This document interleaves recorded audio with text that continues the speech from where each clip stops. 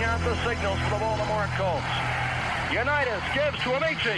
The Colts are the world champions. Amici scores. It's amazing, sensational, dramatic, heart-rending, exciting, thrilling finish in the history of college football. California won the big game. 5 seconds left in the game. Do you believe in miracles? Yes. Unbelievable. This is Phil Steele. This is Mike Burnham. This is Wes Durham. This is Mike Ashley. Hi, this is Chuck Foreman, number 44 of the Minnesota Vikings. Woo, mercy, this is handsome Jimmy Vane, the Boogie Woogie Man. This is Coach Fry with Virginia Tech football, and you are listening to Big Dog Sports Talk. Are you ready to rock? Are you ready to roll? Okay, let's do it. You're in the doghouse with Rick Watson on Big Dog Sports Talk, presented by Pulaski County Sports and Entertainment. Join us in the Family Fencing Studios and chime in on the McClellan Chiropractic chat line. He's keeping cool with help from Little River Heating and Air, but this show is straight fire. And now, the big dog, Rick Watson.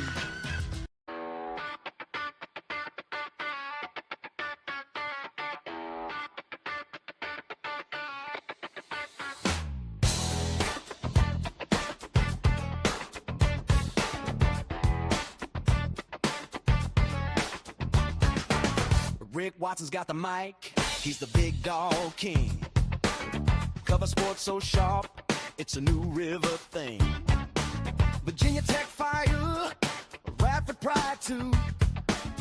Every stat, every play, he's bringing it to you.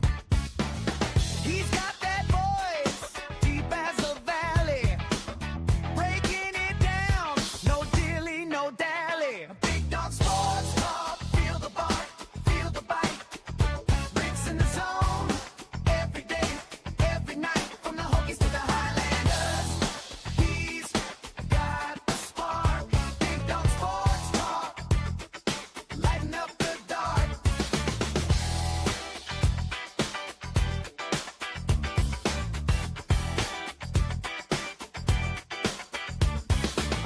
He's got the scoop, faster than a sprint. Calling plays like a coach, every word's a hint. From the courts to the fields, the stories unfold. Rick's play-by-play, worth its weight in gold. With a laugh and a growl, he'll pull you in.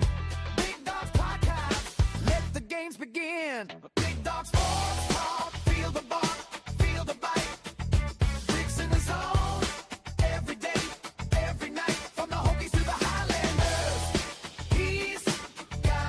Hey, good morning. How are you? It's Hump-Day. See? You can tell because of the camel. You wouldn't know that if you just looked on a calendar. But see, the camel tells you it's Hump-Day. Everybody's doing well wherever you might be here on this Wednesday. As we get through the week. Here in the McClellan Chiropractic chat room. Also on the Professional Door Incorporated text line, broadcasting live from the Family Fencing Studios. What's going on, Mr. Handsome? Good morning. Got a busy show today. My goodness gracious.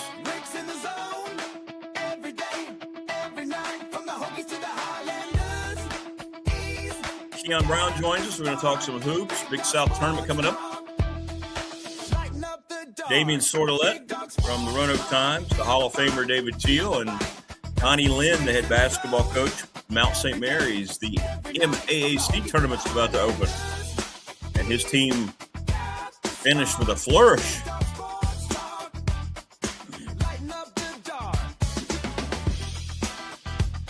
So a lot going on today.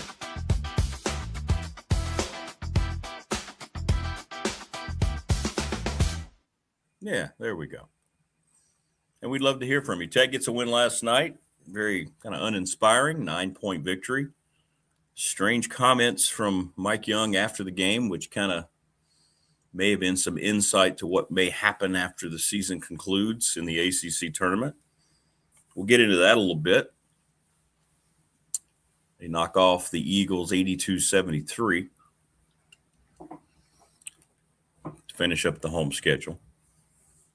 Still trying to figure out why that game was at 9 o'clock on a Tuesday. Everybody was taking pictures of the crowd saying, man, there's nobody here. And I'm thinking, well, it's a Tuesday at 9 o'clock. It's Boston College. That's hard. You know, people have jobs. People have real lives. From Dedmon Center, where the Islanders bus departs, to Johnson City, where those RU Hardwood boys will be in our hearts. Very good, Morris. Good morning. Yeah, we'll head out. Team will head out tomorrow. I'll do the show Friday, and then we're going to go down on Friday morning. We don't play until 9 o'clock Friday night, so I don't need to be down there a night early. But we'll still get down there in time if we want to go watch the early games. We'll see. I'm going to wait before my All Big South team rant with Kion when he comes on. They didn't allow the media members to vote this year in the Big South. And they didn't really tell anyone they weren't going to allow media members to vote. And then I reached out, start of the week. I said, I never got the all-conference ballot. And they said, well, they decided this year, I think, what was it Mark Simpson told me? Something about how they didn't feel like they had enough media balance in every team's area. So I'm assuming that the all-conference team came down to the Big South people and coaches. But it was really bad. Exactly, Derek. How anyone in this league can vote, and they ended up putting two players. It's the lamest all-conference team. I've been doing this 26 years. I've never seen anything like that. I don't know how they came up with what they came up with. Not only did Dennis Parker Jr. not make first team,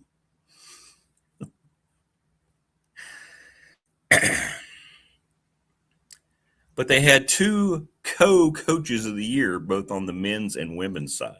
How about you just pick one? What is that? Our co-coaches of the year. Well, we did it on the women's side, so we better do it on the men's side. And then they added a tie. They actually put 6 members on the men's first team because they said there was a tie.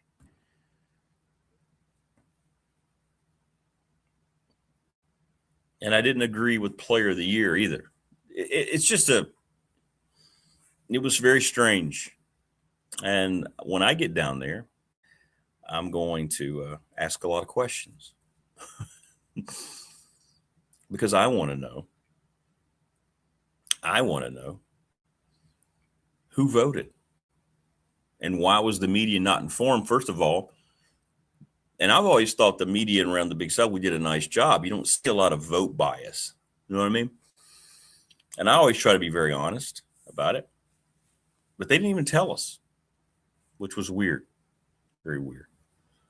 Brian, what's up? Good morning. Uninspiring is definitely a good description of the Tech game. Good morning, Rick. Yeah. It's almost like, yeah, we know we're going to probably win this one. We'll get out to a big lead. We'll let them come back. What'd they get it down to? 5 or 6 or something? Second half. Now we got UVA coming up. Probably lose that one. And then we'll go to the tournament. 9 p.m. What's wrong with these people? Don't they know you and Kion have a life?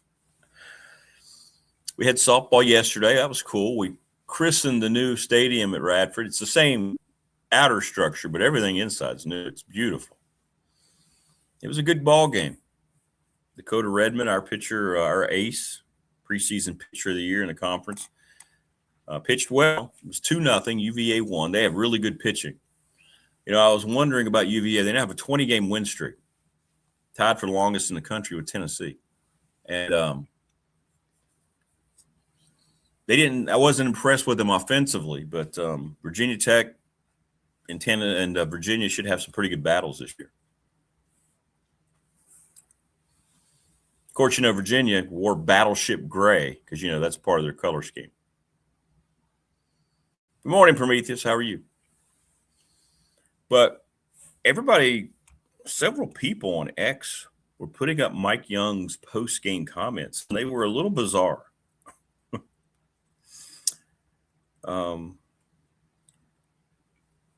My gut reaction is that I think Mike Young is done. I think he's going to leave. Because he's up there and he was joking about, well, not joking. He was talking about where his mind was. And his mind was with going on vacation with his wife on some island. He says, that's what I'm thinking about right now.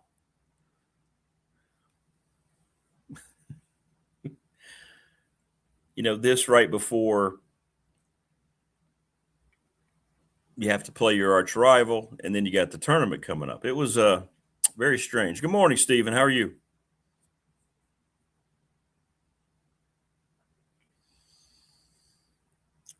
I don't have any inside knowledge. Here's my guess. Here's my best guess.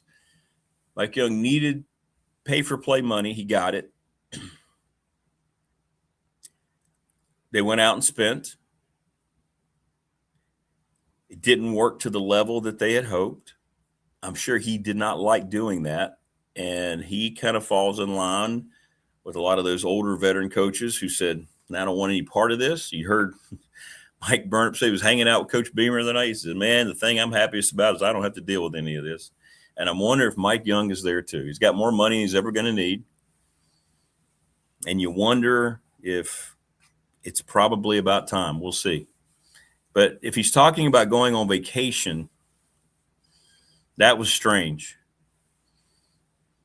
Not that he would think about going on vacation, but because that would be something that he would do in a press conference, as tight as he is, in press conferences. Now, they won by 9, Prometheus. It was just blah. They won by 9.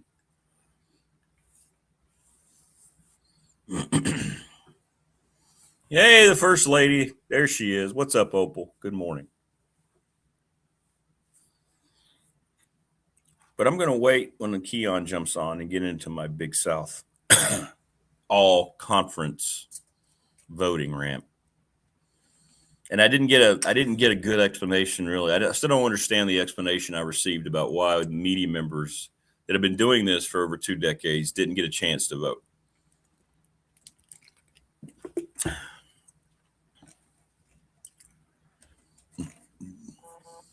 If you left it up to coaches,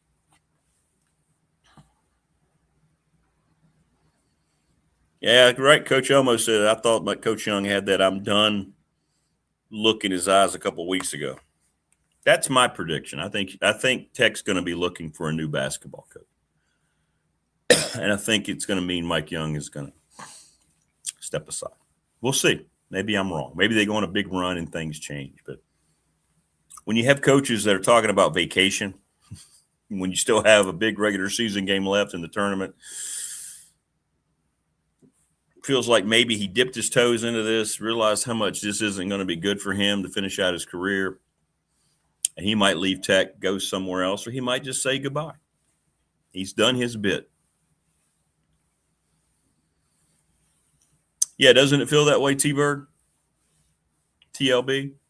Does. Feels that way to me. And you know what? He's earned that right. That's perfectly fine. But that may have been kind of a hint that he wanted to get out there without coming out and saying anything else.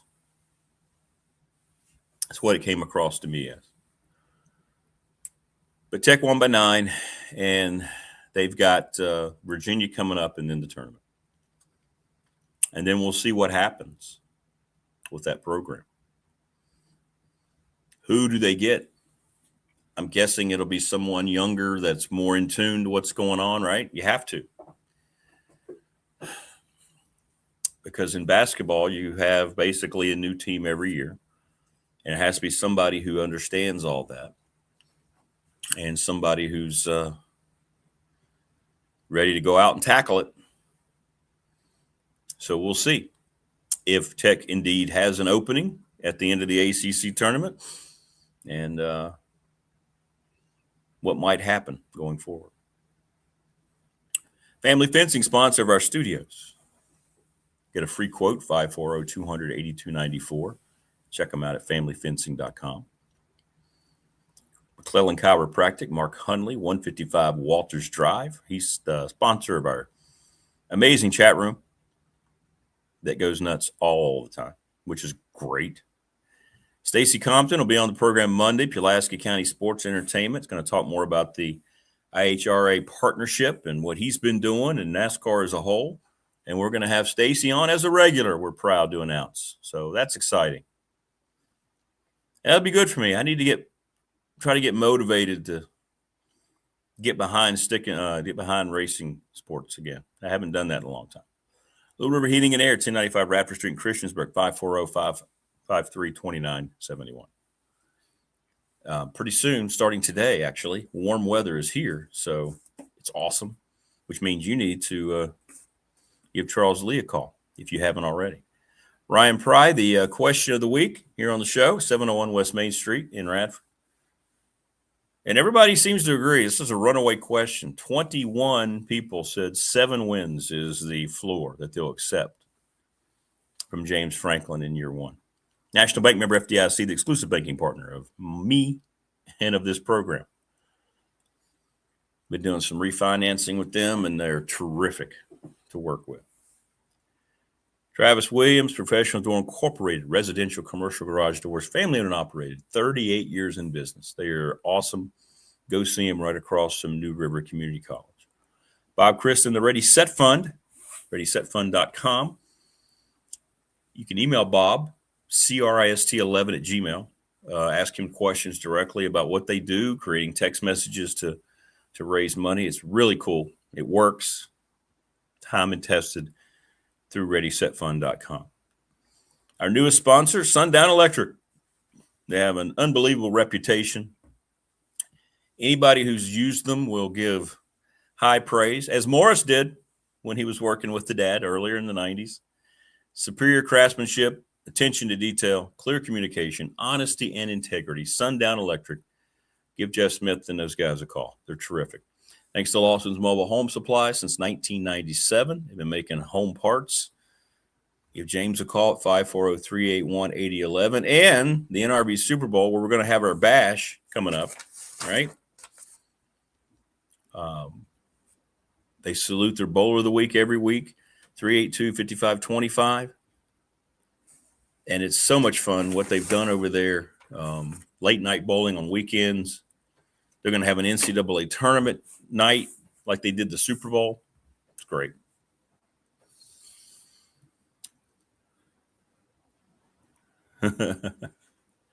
Yeah, he's fine. Plus his wife has a really good job. Morris, yeah, he's good. Hey, look at that. Prometheus driving by the family fencing billboard in Pembroke. That's awesome. See? I believe I'm going to utilize them at some point later this summer. I got to figure out exactly what I need. I got to get out there and do like the visual. Then I'll get Jason over here for a free quote. And then we'll talk about how his Raiders are going to be really good in a couple of years. He's a Raiders fan. Just like you, Prometheus. Get ready. It's coming. It's coming. I really think they're going to be good at some point here soon. So we'll get at all that. Great array of guests, and, man, we're ready to go with Kion coming up. And like I said, we're going to get into this Big South all-conference voting.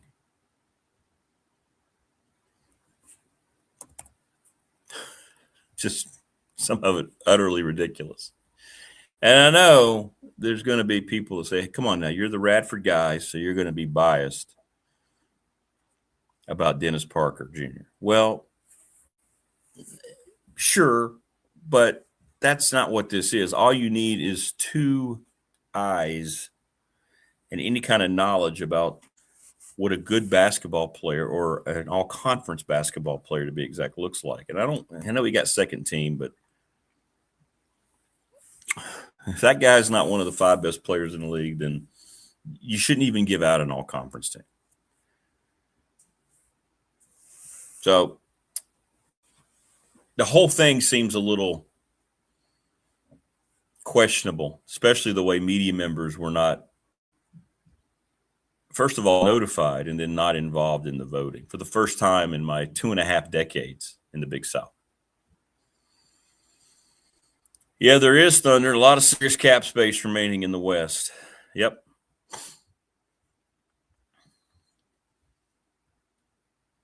But there's no guarantees about Clint Kubiak, right? But you have to love the idea the Raiders are going to run with here.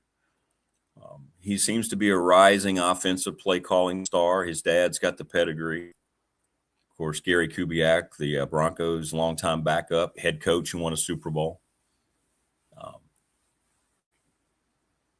So you pair him with Fernando Mendoza, who I think is the only really slam dunk quarterback prospect. If you need a quarterback, this is not the year. Unless you're the Raiders and you have the number 1 pick. I've had people, they'll watch the show and they'll say, "You really think Mendoza is going to be that good?" Yeah. What do you look at? Now, there's no guarantees. Guys wash out all the time. But what do you look at with Fernando Mendoza and think that he won't be successful? You see how hard that kid works? He's a gym rat, if you will. And just go back and watch the run that's clinched the championship. The guy will do anything to win. He's going to work. He's going to work. He's got the physical skills. He's got the total arsenal of throws. That guy throws a back shoulder fade better than 75% of the current NFL quarterbacks. And when he gets on page with whatever receiving group he's going to have there in Vegas, and that trust starts to build, you got Kubiak designing that. They've already got a running back. I think the Genty kid's going to be terrific. You're going to have an all-pro tight end for as ever long as he wants to play. I'm telling you, man, they get an offensive line. That's where I would spend all the money if I'm the Raiders. Look at that, me and Wayne. It's no sooner than I said it, I look down and see Wayne said it. That's where they should spend all their free agent dollars, and that's where they should spend their draft. That's what you have to do now. We'll know if they're together as an organization. Morris says Mike will probably laugh at his Social Security retirement. They won't pay his bar tab each month on my island.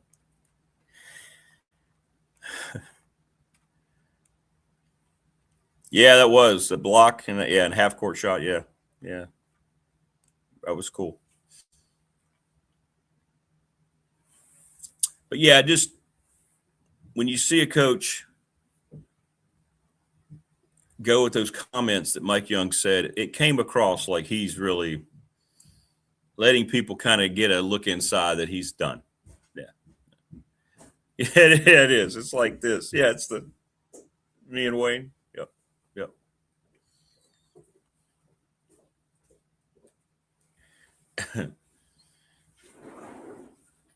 It's exactly what it is.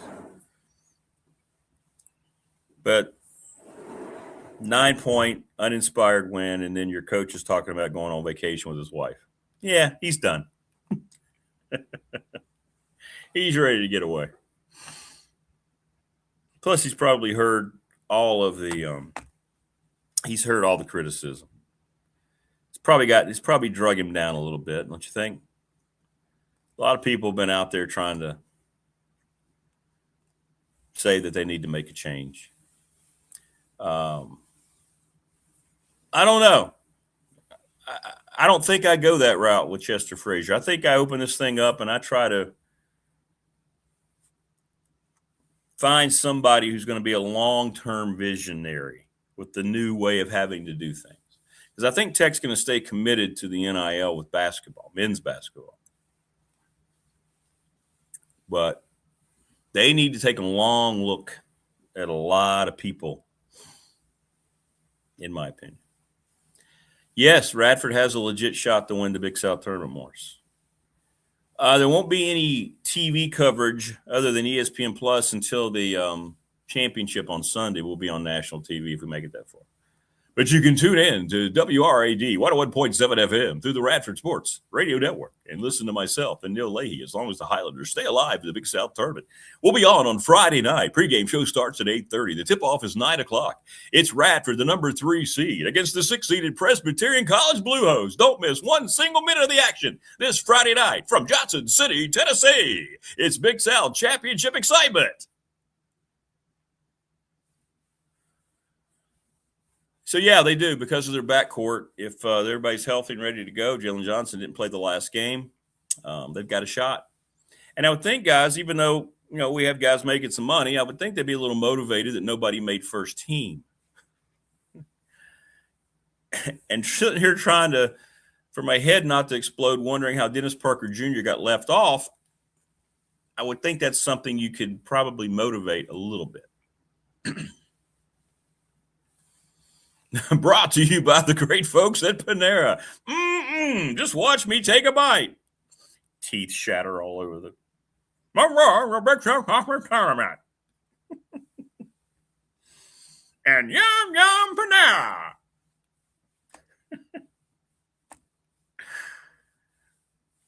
Yeah, Mish complaining about no Bojangles at Bojangles Coliseum. That's right, Bojangles Coliseum, where the tournament was before this, which was a horrible venue.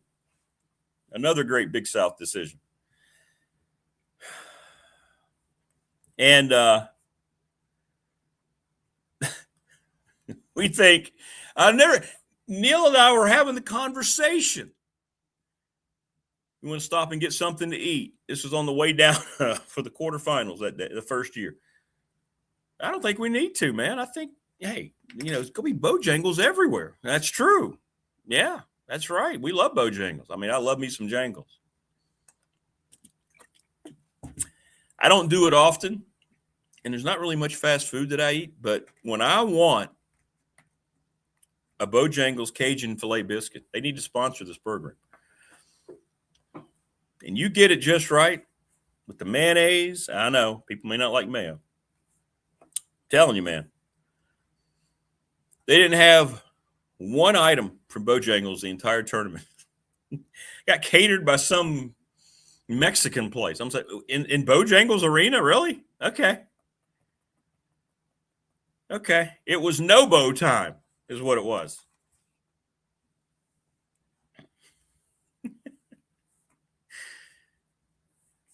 Yeah, you're probably right, Morris. But I think if you do have a coach that steps down, and I wasn't in that mindset till I heard those comments that he made last night. I don't know if you let that coach have much say on what's going on. I think you just need to go out and just start from scratch at that point. But we'll see.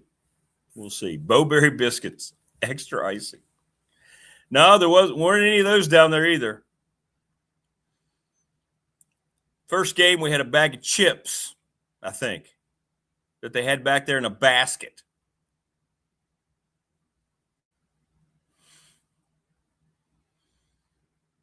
Yeah, it wasn't. You're right. Yeah. Plus, they had ice. It's a hockey arena, so they had ice underneath the floor. So we had all sorts of problems with guys slipping. I was like, this wasn't a good idea.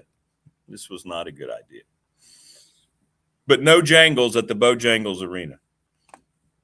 Biggest disappointment I've ever had in my tournament history.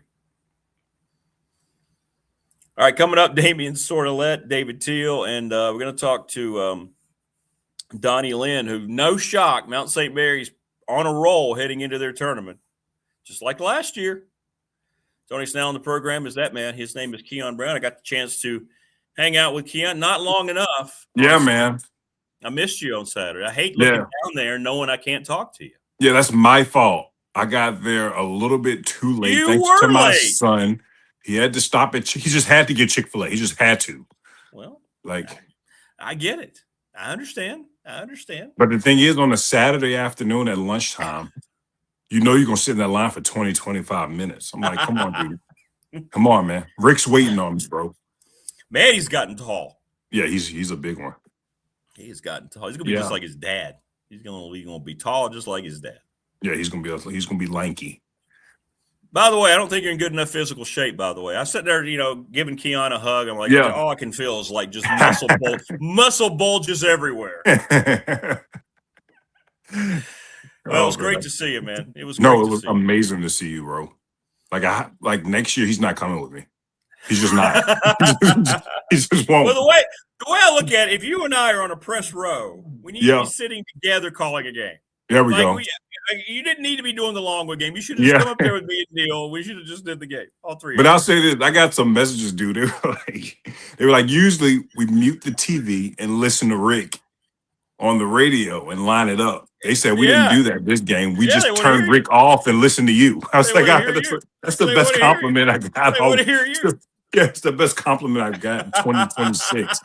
All right, I got to raise a little hell here. Yeah.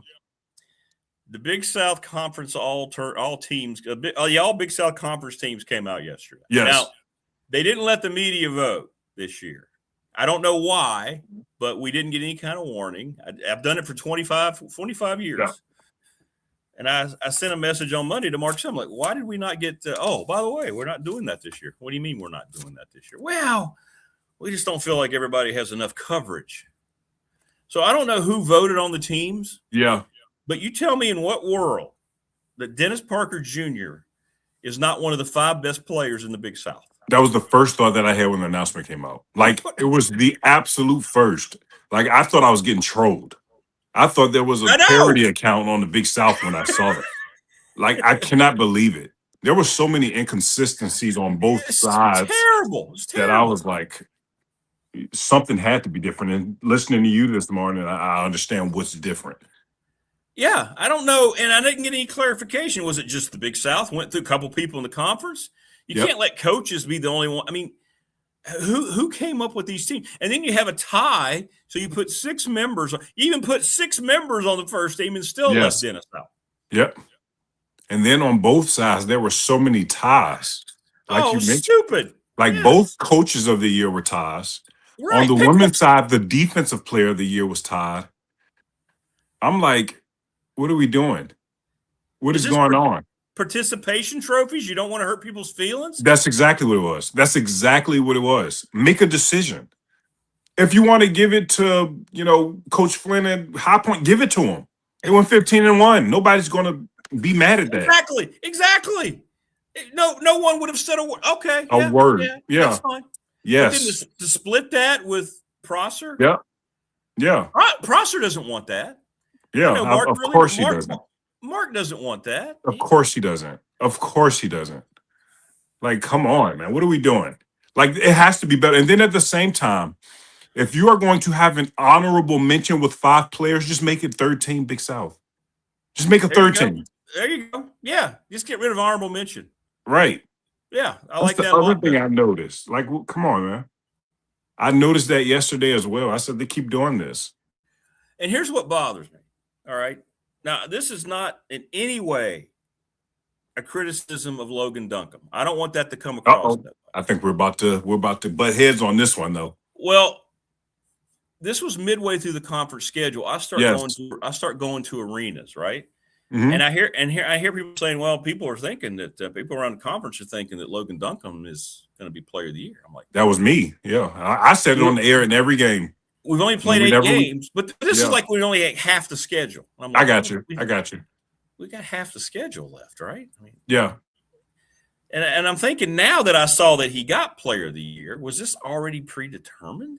Because if you're going to look at 2 post players in our league, yes, and I have the vote, okay, I'm going to go Jonah Pierce every time. Oh, man. Logan I thought you were going to go Terry Anderson. I didn't expect that. I don't know if he's a pure post player. Terry. No, I'm talking about to win the award, not the post player, to win the award. I think Jonah Pierce is the best offensive post player in our league. That's no way. Duncombe cannot shoot the ball from 10 feet out. I watch. You don't have to. Basketball, if you can put the ball in the hole, you can put the ball in the hole. It's not how you do it, it's that you can do it. And now he's out for the tournament. He didn't play the last 2 games. Yeah. And now what you're about to see, and this is why I think he should have won it. This is what you're about to see.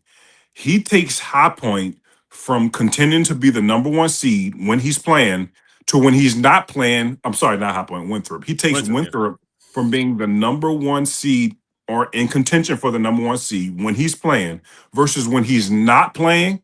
Those guys are a playing team. And you're about to see that in the tournament. I think CSU might beat him. I think so too. If he's not playing, absolutely. There's too much offensive firepower over there. Yeah. They're too explosive on the offensive end. Yes. Son Emily has CSU playing like they did early in the conference schedule. Yes. So Rafford's on that side, right? Rafford's on that side, right? I know. Yeah. If we get through the Yep. Yeah. You beat a tough Presbyterian team, which won't be easy. That is going to be so hard. Because Coach Farrell preaches defense and rebounding just like Longwood does, and they just got obliterated on Saturday, especially in that second half. That offense in the second half for Rafford was not the greatest. No. It wasn't at all. Give Dale Jones the basketball. Hopefully he can make a play in isolation. That's what it was. And he hit some, but he missed a lot. And if you do that, he'll shoot you out of the game. Have you ever seen a guy like Dennis Parker Jr., as good as he is, touch the ball as little as he does? Yeah, the first half he was getting it, but he got into foul trouble. But in the second half, when he was a bit safer, you got to go through him. I get it. Dale Jones is a good player. He's a dog too. He really is. He deserved to be on second team. But at the same time, when you got a beast that is Dennis Parker in there, you find every ounce of strength in your mind to do something to give him the basketball. It can't. We like CSU. Is there another team? Yeah. Well, unfortunately, you probably mentioned them. I was thinking Presbyterian before. Yeah, it is Presbyterian. It is. That's who I'm thinking too. With that front court, if they get consistency in their backcourt, and those guys don't turn the ball over like they did, 24 times against Radford the second game, watch out. They beat Asheville at Asheville. They almost beat Winthrop on Saturday. That's a dangerous team. Radford's got a tough matchup on Friday. They absolutely do. It's going to be a clash of who can do what better. If Radford is able to, wear them down with their speed, which they've done a lot of times with a lot of teams in the Big South, they'll be fine. But if Radford can't match the physicality and they can't match them on the glass, then Radford's going to lose. We just saw it on Saturday. That's how Longwood beat Radford. It was pound the ball on the inside. There's not much rim protection. There's not much that they can do.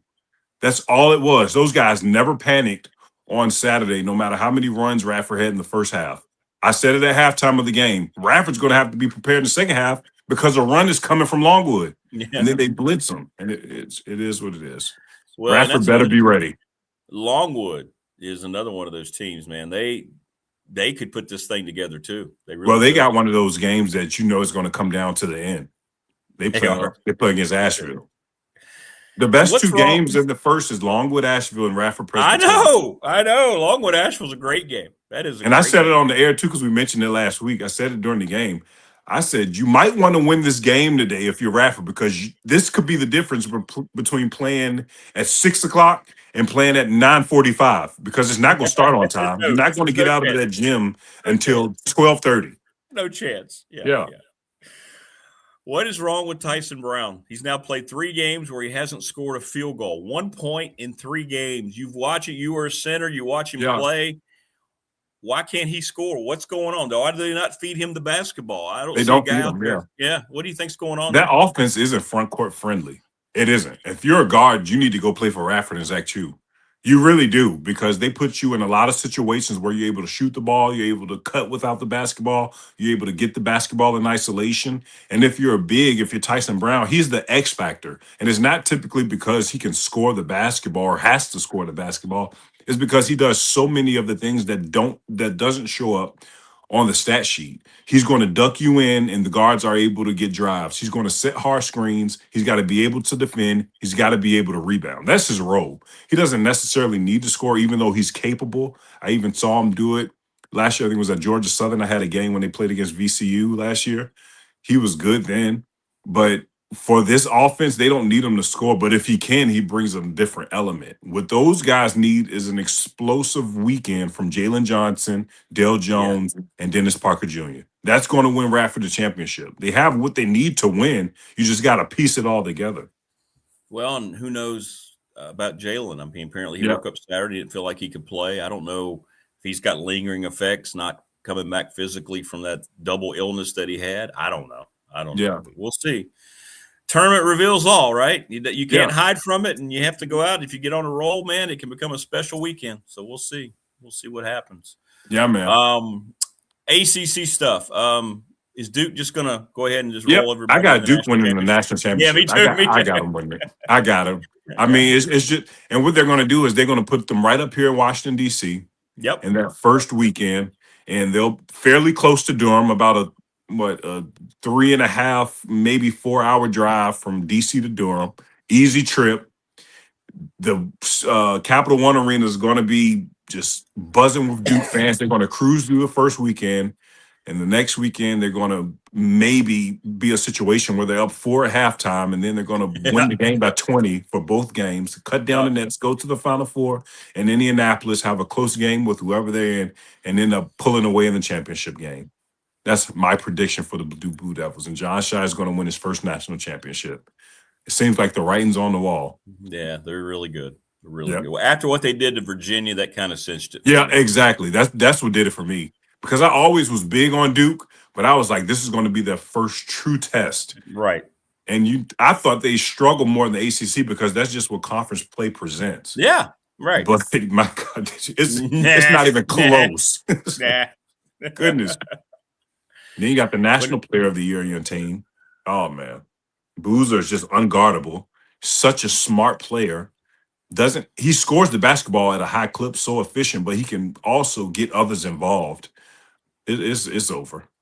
Just chalk him in.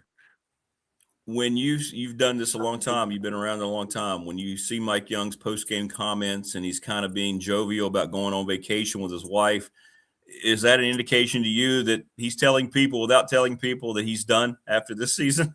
To me, it does. You know what it reminds me of? A couple of weeks ago when Jerome Tang kind of said the same thing from Kansas State. And that got him fired. He got him fired. They got him fired before the season was even over. That's a great I'm point. not saying that's going to happen to Coach Young because it's just too close to the end of the year. You potentially only have, 2 games left? So at the same time, it seems like we're on a situation where he's like, I might just go ahead and head out myself. Yeah. Yeah. And in a program like Tech, I know the fans just want some type of consistency with winning. Because I think, this is just off the top of my head, I think the program has been around for however long it's been, but it's only been 13 to the NCAA tournament about 13 times. Or something like that.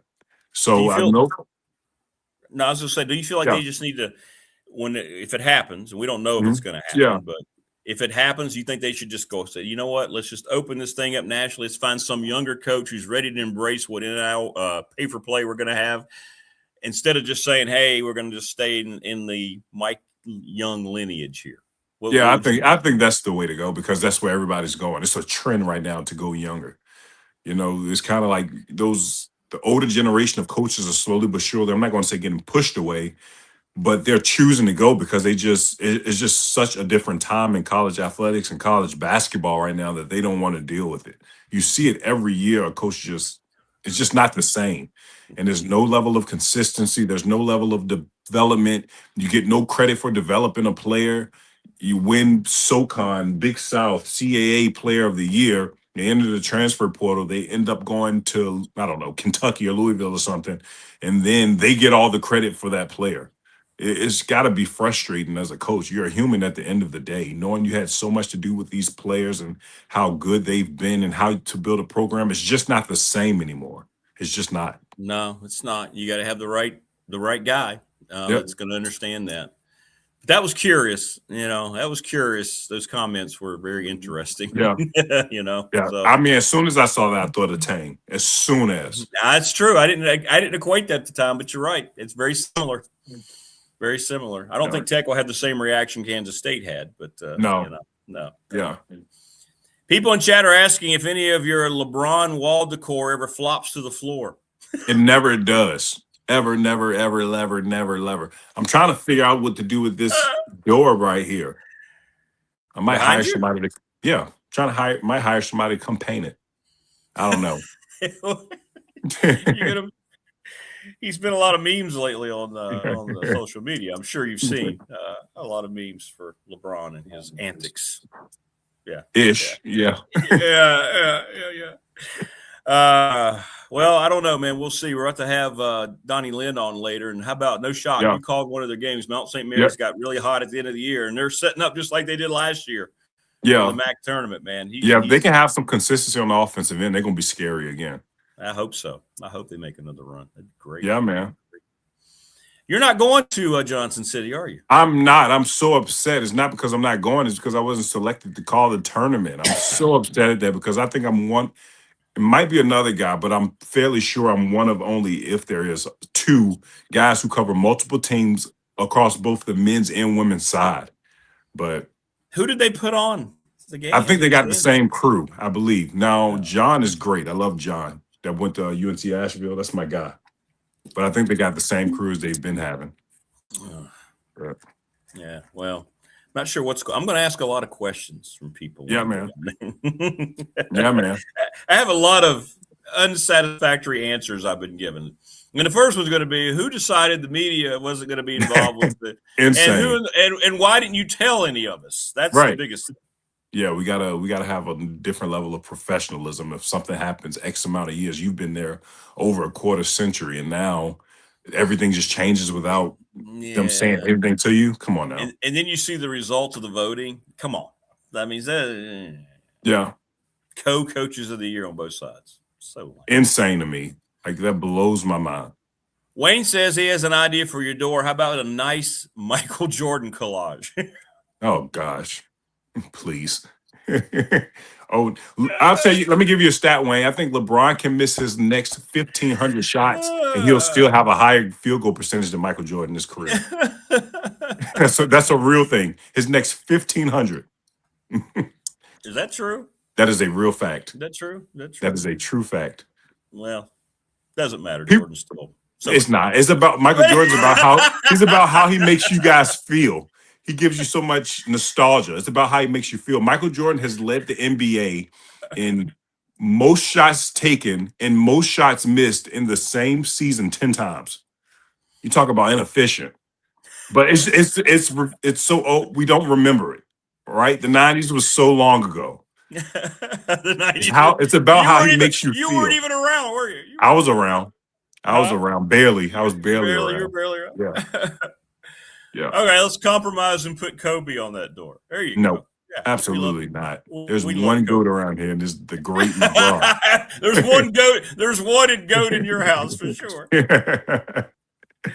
That's great. That's great. Well, I wish we were going to see you down at Johnson City, but we'll see what's going on with that. It's going to be interesting to say the least. I can't remember us playing the late game in a long time.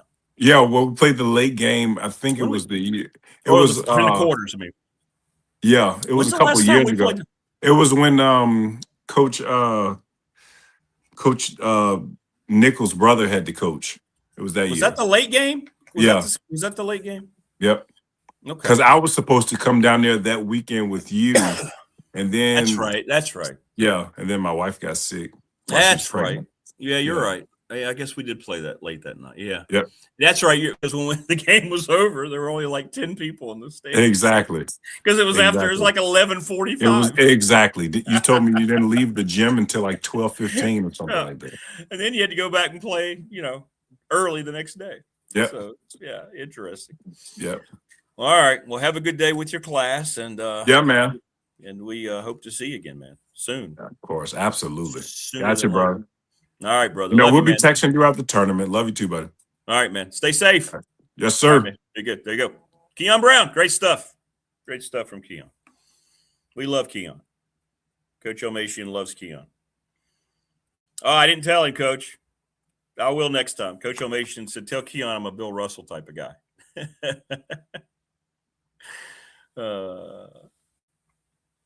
Agree to disagree then. We do love Kion. He's great. He's great. I just got a lot of questions I need to ask people down at the conference on Friday. And I'm not singling out anybody who got voted. I don't like having co-coaches of the year. I think that's a lame cop-out. you have all these ties, like you said, defensive player of the year tie. You have 6 players on the all-first team in the Big South on the men's side because you had a tie. What are we doing? And we've never had that happen before. And this was the first year that the media wasn't involved. So I'm a little turn your head sideways a little bit. All I know is not taking anything away from anybody else. If you don't have Dennis Parker Jr. on your all-first team, all-conference team, then it's not a real all-conference team. I mean, that guy is very, very good. He's as good as basketball as anybody I've seen in our league. And it's not just because he wears a Radford jersey. But he should be on the first team. And a couple of the guys that are on the first team instead of him, no. I'll be back. Creed is one again. I'll be right back, and then we're going to get into Damien Sordelett. I think he got a chance to talk to some Tech assistant coaches. Yeah.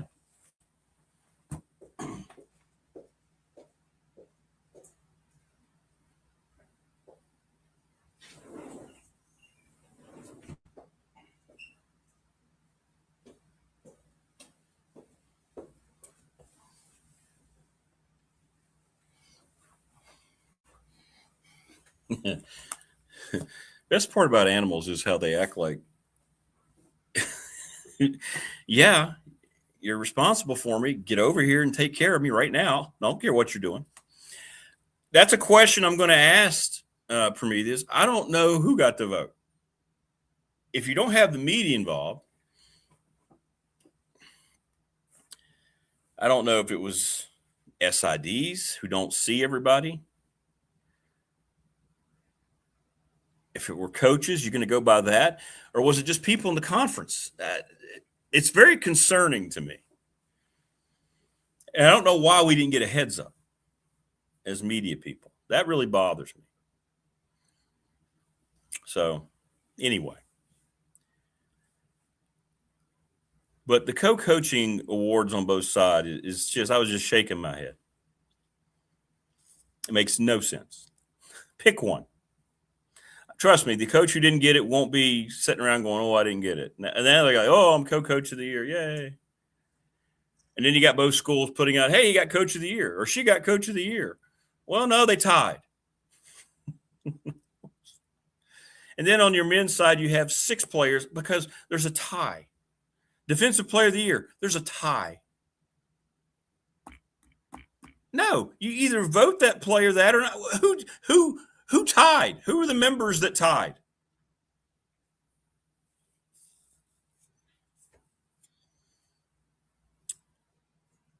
Exactly, Brandon. Mike McGuire's coach of the year. All by himself. And to be honest, same thing on the men's side. I mean, it's the same thing on the men's side, in my opinion. It's the way I look at it.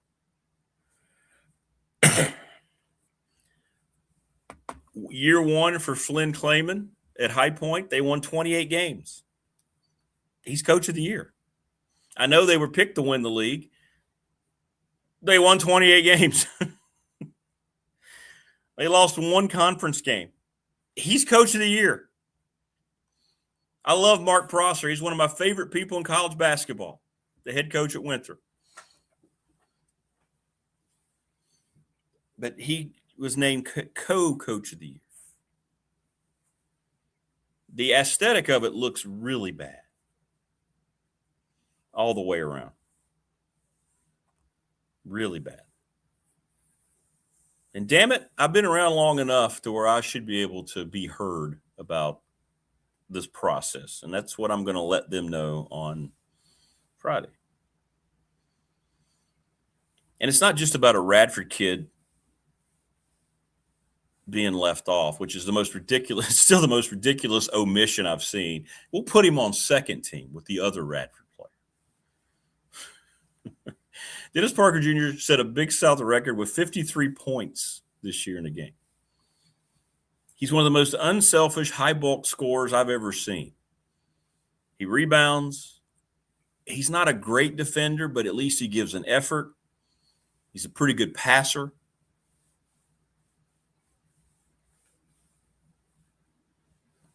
Yeah, that's it for me. You hit it on the head for me. There's no transparency in the explanation, the brief explanation I got yesterday.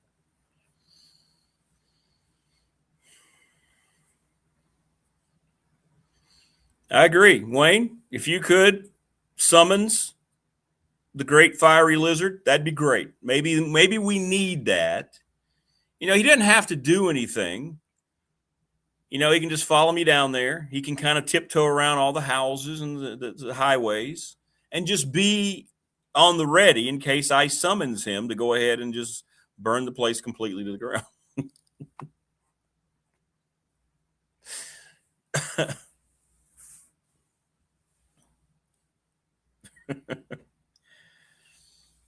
When I saw the teams come out, I was like Kion. I said, wait a minute, are we being trolled? No Dennis Parker Jr. And then my reaction was, oh my, oh no, that was out of nowhere.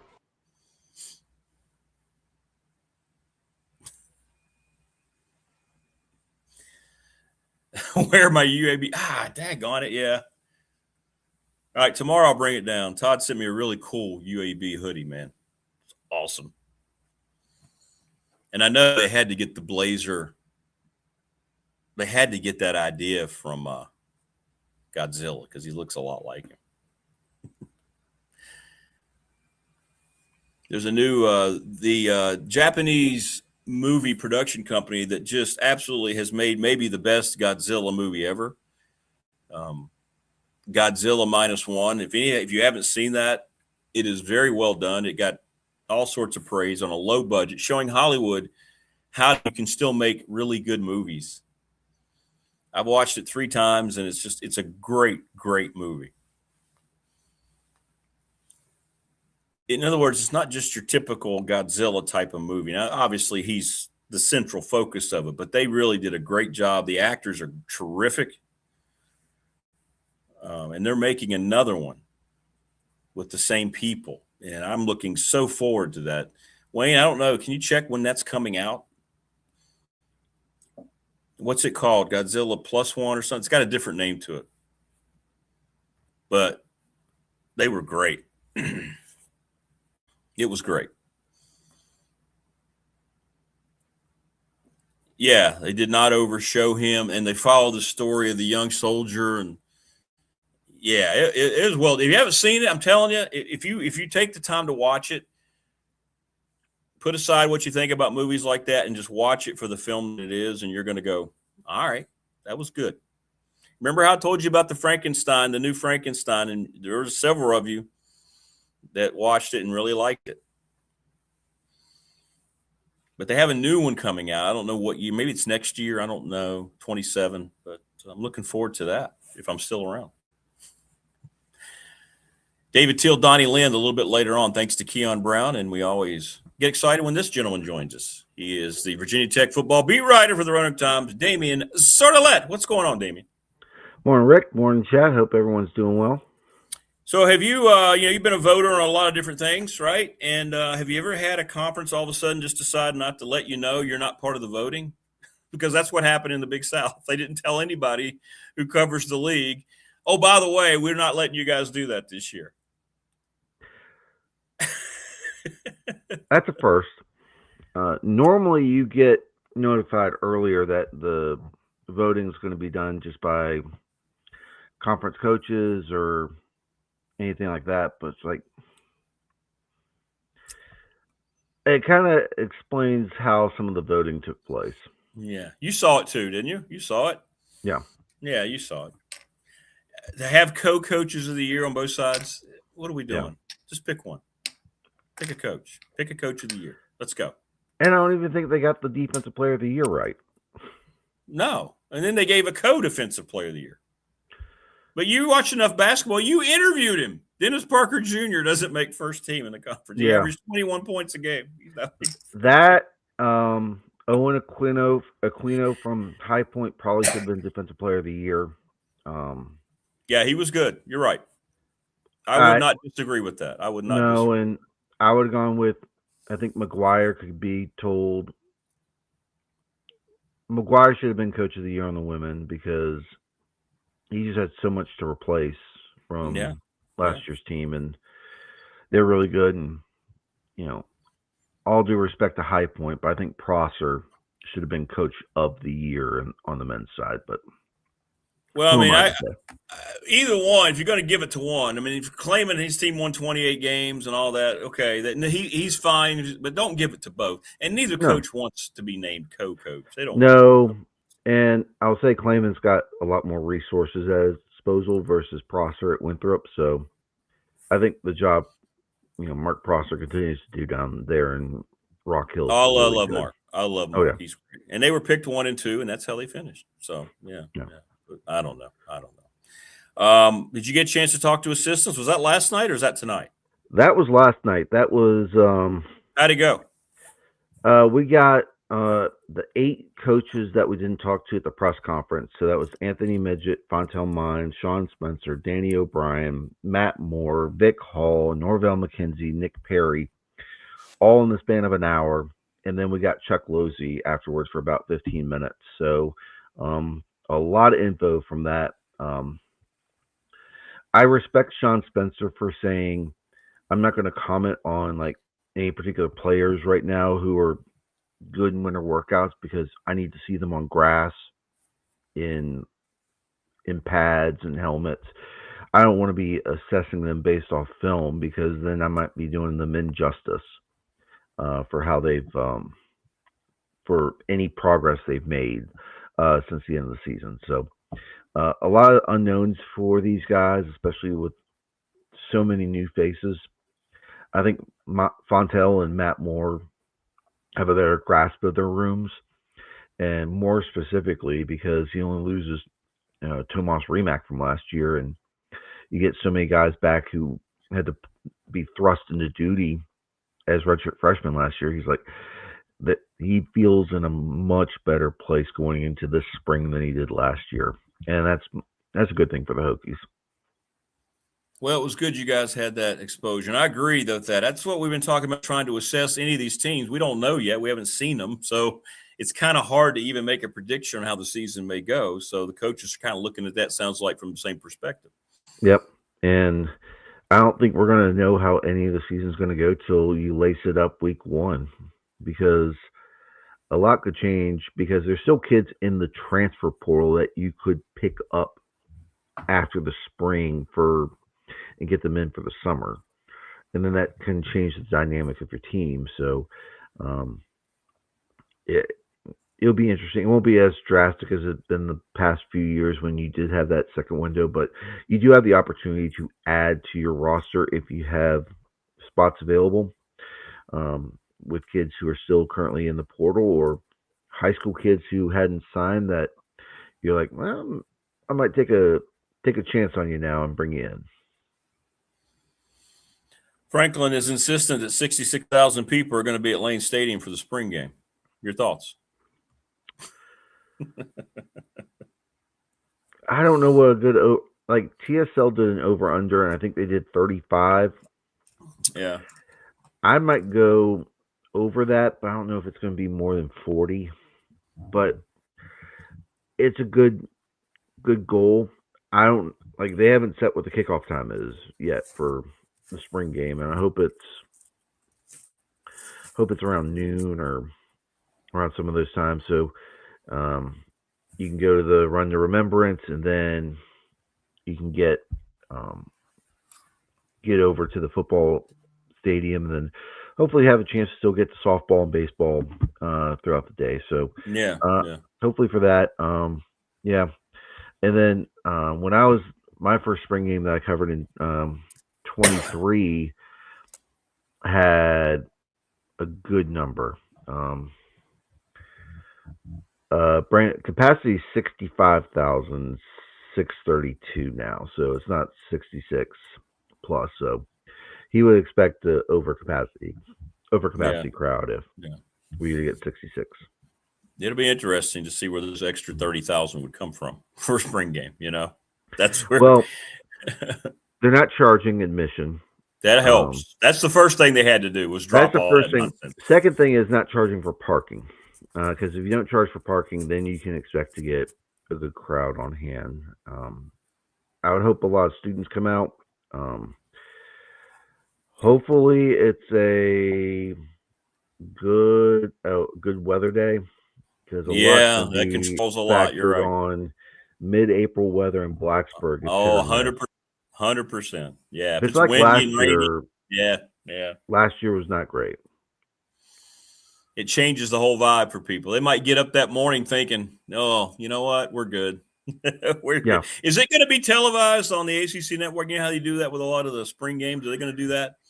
So, what they did last year was it's all tape delayed, and then they had video packages to go with the highlights from the spring game. Okay. Because I think a lot of coaches do not want a lot of what they're going to do broadcast out there. Sure. Now, Franklin might welcome it, because he might say, "Hey, you can come televise the spring game, have someone down on the field interviewing me during the game, similar to what like ESPN does with the SEC." That would, and if you say you could move that up to like an ESPN or something like that, if there's enough interest, I would be fine with televising the whole thing. Yeah. I'm trying to think the last time the Big Bird did something. That's probably the whole Dion debacle, right? They were over there for Colorado's game, getting in on the hype about all that. I've never known them to put on even an Alabama or Georgia spring game on the Big Bird. I may be mistaken, but I've seen a couple of them where you have like Herb Street down there talking to Saban the entire time, that sort of thing. So, but I don't know I think if there's going to be one school outside of Miami that you're going to televise the spring game, it would be Virginia Tech or Clemson, because it's Clemson. Yeah, but you know. But do you want the Dabo? Has the Dabo hype kind of run its course, or are we going to get? He's on the downside of hype. There's no doubt after last year versus James Franklin and excitement, and that's the one that I asked Nick Perry is like, how's Blacksburg treated you since you've been here? He's like, man, there's a lot of excitement. And he's like, yeah, it seems like there's a new coach in town. I was like, that'll happen. Yeah, in the area, it's excitement, no doubt. Mm-hmm. Around here, it's unbelievable excitement. But nationally, nobody's really. I mean, he got fired and he took another job. So you got to look outside of it. People aren't looking at it the same way as people here that are Tech fans. Correct, and the noise of national writers putting out articles and videos about this has kind of subsided. So the initial wave, especially with coming in late November, getting the signing class done, a lot of that's kind of faded. So I think if you're Virginia Tech, you'd welcome a spring game being televised just to get some more pub going on. So Mike Young last night, I want to ask, flip gears, just because of your experience, and he started talking about going on vacation with his wife. Doesn't that kind of tell you maybe he's giving you a hint of where his mind is, and this he may decide after this year, the first time he's ever been able to dip his toe deep into NIL waters, that maybe he's decided, this isn't going to be for me. Maybe. We'll see. It's a long season. And he's dealt with enough curveballs that it's like, man, I just need a break from this. It could be a sign. He's got 1 year left on his contract. So, and there's been discussions recently. You're not gonna be afraid anymore of making sure coaches are signed to extensions prior to their last year, because the days of, is this coach going to be here for all 4 of my years, has kind of gone by the wayside, because you don't have many players that stay for all 4 years. So having a lame duck head coach is not exactly bad these days. So I wouldn't read too much into it. That might have been 9 p.m. tip, talking to these guys really late kind of thing, because coaches don't like late tips like this. So no, that's probably where that was coming from, versus if it tipped at 7, you're talking to these guys at like 9:30. Yeah, that doesn't get brought up, but yeah, I would yeah. say, we'll see. We'll see. Yeah, we'll see. I know Mike's really happy about this team. I know they haven't signed any high school recruits yet for the upcoming class. No. So you have no idea what's going on, and I don't know if you want to do it too late. If he decides not to come back, do it too late because you kind of want a successor in mind. Agreed. And you have no idea what that search is going to look like. And I don't know if there are Virginia Tech fans that want Whit Babcock to handle that search. That's the other side of it. You're right. I wouldn't. Now, for the women's side, he's done a good job. He's 2 for 2 in hires with Kenny Brooks and Megan Duffy. And you could say Buzz Williams and Mike Young have been 2 good hires as well. But again, fans aren't exactly thrilled with the hires on the football side outside James Franklin right now. So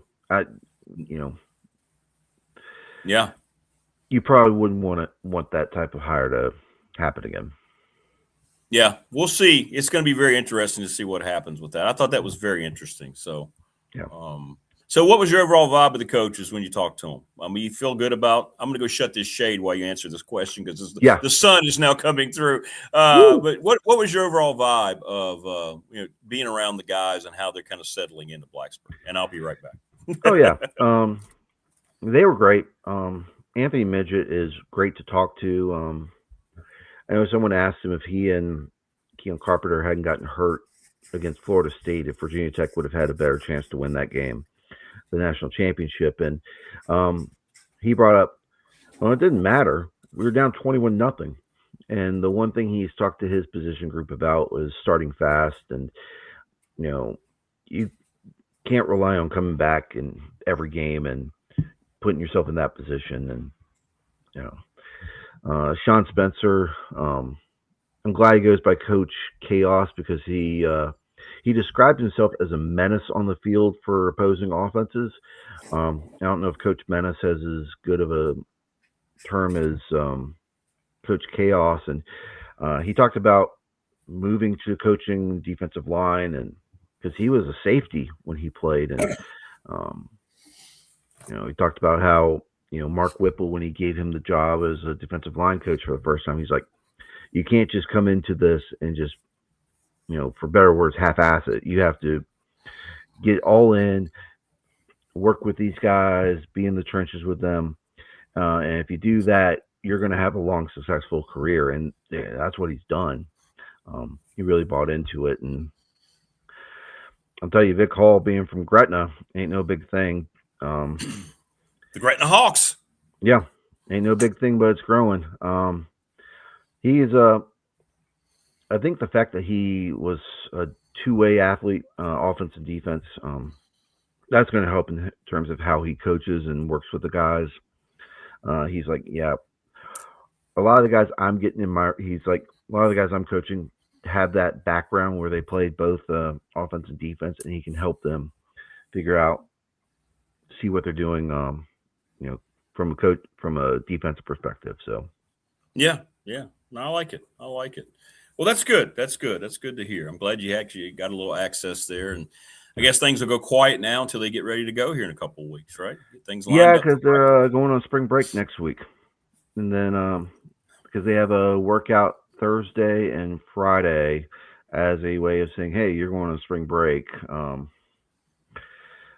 Get these workouts in. I think they were doing, like, this week we got to go out and see some some workouts on in the weight room on Tuesday, and this is max week for them. So Matt Moore was mentioning how, like, Tommy Ricard is the backup center has taken some steps forward in that, and I think he was cleaning like 380 on Tuesday. So you got some guys in there who've made some gains in that respect. And that's huge. That is absolutely huge. There's no doubt. Chris is saying Witt's actually 2-1 on football coaches on paper. Fuente, but you have to look at the result. Yeah, no. At the time, everybody was like, "Oh my goodness gracious!" This Fuente is like was a great hire. Slam dunk, right? Yeah, absolutely. Gerard Evans needed to stay for another year, and then, because he wasn't ready for the NFL. And then he lost all of Frank's players, and then it all went to hell. Yeah, roster management was an issue. What was it? He had like 10 running backs on scholarship. Yeah. At a time when you had 85 scholars to hand out. Yeah. I mean, Fuente, from an X's and O's standpoint, was really good. And then they overcorrected with Brent Pry for a community guy who was a Virginia Tech guy who didn't mind going out there and mingling in the community, but first time head coach, the X's and O's side of things. Yeah, when you have to fire your coach that you hired, you didn't have a successful hire. No.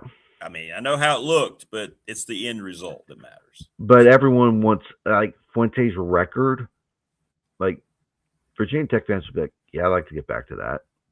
Like, the first 2 years? First 2 Oh, years? yeah. Sure. Oh, yeah. Yeah. We have a floor.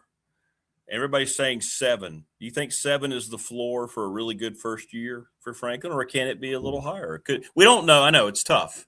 It's tough. It's a tough question. The floor can be 5-7 with the 7th loss coming to UVA. That can be the floor. That's You think? Oh, yeah. Like, there's so many question marks. Like, I understand, acceptable. like, I'm talking acceptable floor is what I'm saying. Like, that would not be acceptable for Tech fans. They would turn on James Franklin in a heartbeat if they were 5-7 and lost to UVA again. At home. But I'm thinking in my mind, if I'm going to have a floor and a ceiling, I want there to be a pretty good gap. So I'm saying 5-7 versus 9-3. I think is kind of the ceiling for year one. I wanted to have a gap in there, so if they go like 7-5, it's like, okay, well, they met in the middle. Yeah, I think floor could be, it's going to be a tough sledding year one because you don't know. I know. We don't know. It's yeah. like the coaches are telling you yesterday. We don't know. Well, they don't Todd know Grantham yet. comes on. We don't know. We don't have our guys yet. We got to get out here. We got to play. Exactly. Yeah. So, I think this team's ceiling is much better than what the floor is going to be. I don't think they're going to go 5-7. I think it's going to be somewhere between 6-6 and 9-3. So, yeah. 7-5, 7-5, 8-4. I could see either one of those and go, okay, that makes sense to me. Yeah. Yeah. But we don't know. And Morris keeps on saying, yeah, I know you're being facetious, Morris. He says ACC championship and playoff spot. Come on. The schedule, the league schedule is tough. Like, yeah, the travel and Burnham's been talking about it. They've been looking at that thing going, oof, that's not good, especially the back end of it. Sure. Yeah. Could be tough. We don't know yet, Yeah. right? I mean, who's going to be this year's UVA and Duke, and who's going to be this year's Florida State and Clemson, Yeah. on the other side of it. So we'll see. Yeah. But again, the run up to it with VMI, gosh, I'm trying to remember their schedule now. I think it's ODU, Maryland. That's your non-con. I think if you can get things right early, and I think the schedule does set up where with VMI and ODU early, you can get things going. And then if we see them go to Maryland and win, which would be their first Power 4 non-conference victory since 2017, I'll start drinking a little bit of the Kool-Aid a bit, but I need to see production. And you can tell James Franklin's been a head coach before and knows what he's doing. So I would say, they're in a better spot than they were 2022 when Brent Pry was essentially given a cupboard that was sparse. And he's like, all right, what am I going to do with this? I'm telling you, in that Maryland game too. A side note that nobody's talking about yet: that Loxley he's on thin ice, right? He barely got retained, and You never know how Maryland's going to start, but who knows? After the Tech game, if Tech goes up there and beats them, that you might be looking at a swift change there before they would get into Big Ten play. That's a story down the road, but I know things up there are not. Oh yeah, great at Maryland at all. So yeah, and I know I don't know. Maryland's still essentially a basketball school, so like how much are they really willing to invest in football? Unless the Big Ten decides to take the ACC model of revenue distribution from success initiatives or TV money, and then Maryland's like, oh, no, we got to invest in football. Has it surprised you how poorly Buzz Williams has done at Maryland this year? I mean, they don't look Big Ten ready to me when I watch them play. It looks like what he should have been in year one at Virginia Tech, to be honest. Like when he came to Virginia Tech, it was like he overachieved in that first year at Virginia Tech. I'll be honest with you. He took a team that in a roster that was teetering in ACC play and made it better. It looks like he's doing. It's like this year's kind of like what people would envision that first year at Virginia Tech should have been. Yeah, that's fair. That's fair. Very fair. Well, the tournament's going to change next year. We know that. Unfortunately, I hate it, but it's going to happen. We're going to go. What do you think the number is going to be? It's going to go up next year. When you have, Bozo coming out saying, "Hey, Charlie Baker, we can't wait for it to expand. Let's go." What do you think it's going to go up to realistically next year? 76, 78? Are they going to go up higher? I don't know. It's going to be something that's going to not make a whole lot of sense, but that's what they're going to do. I'm going to say they're going to get 80. And think then, good at even 80? Yeah. Yeah, and then you would have,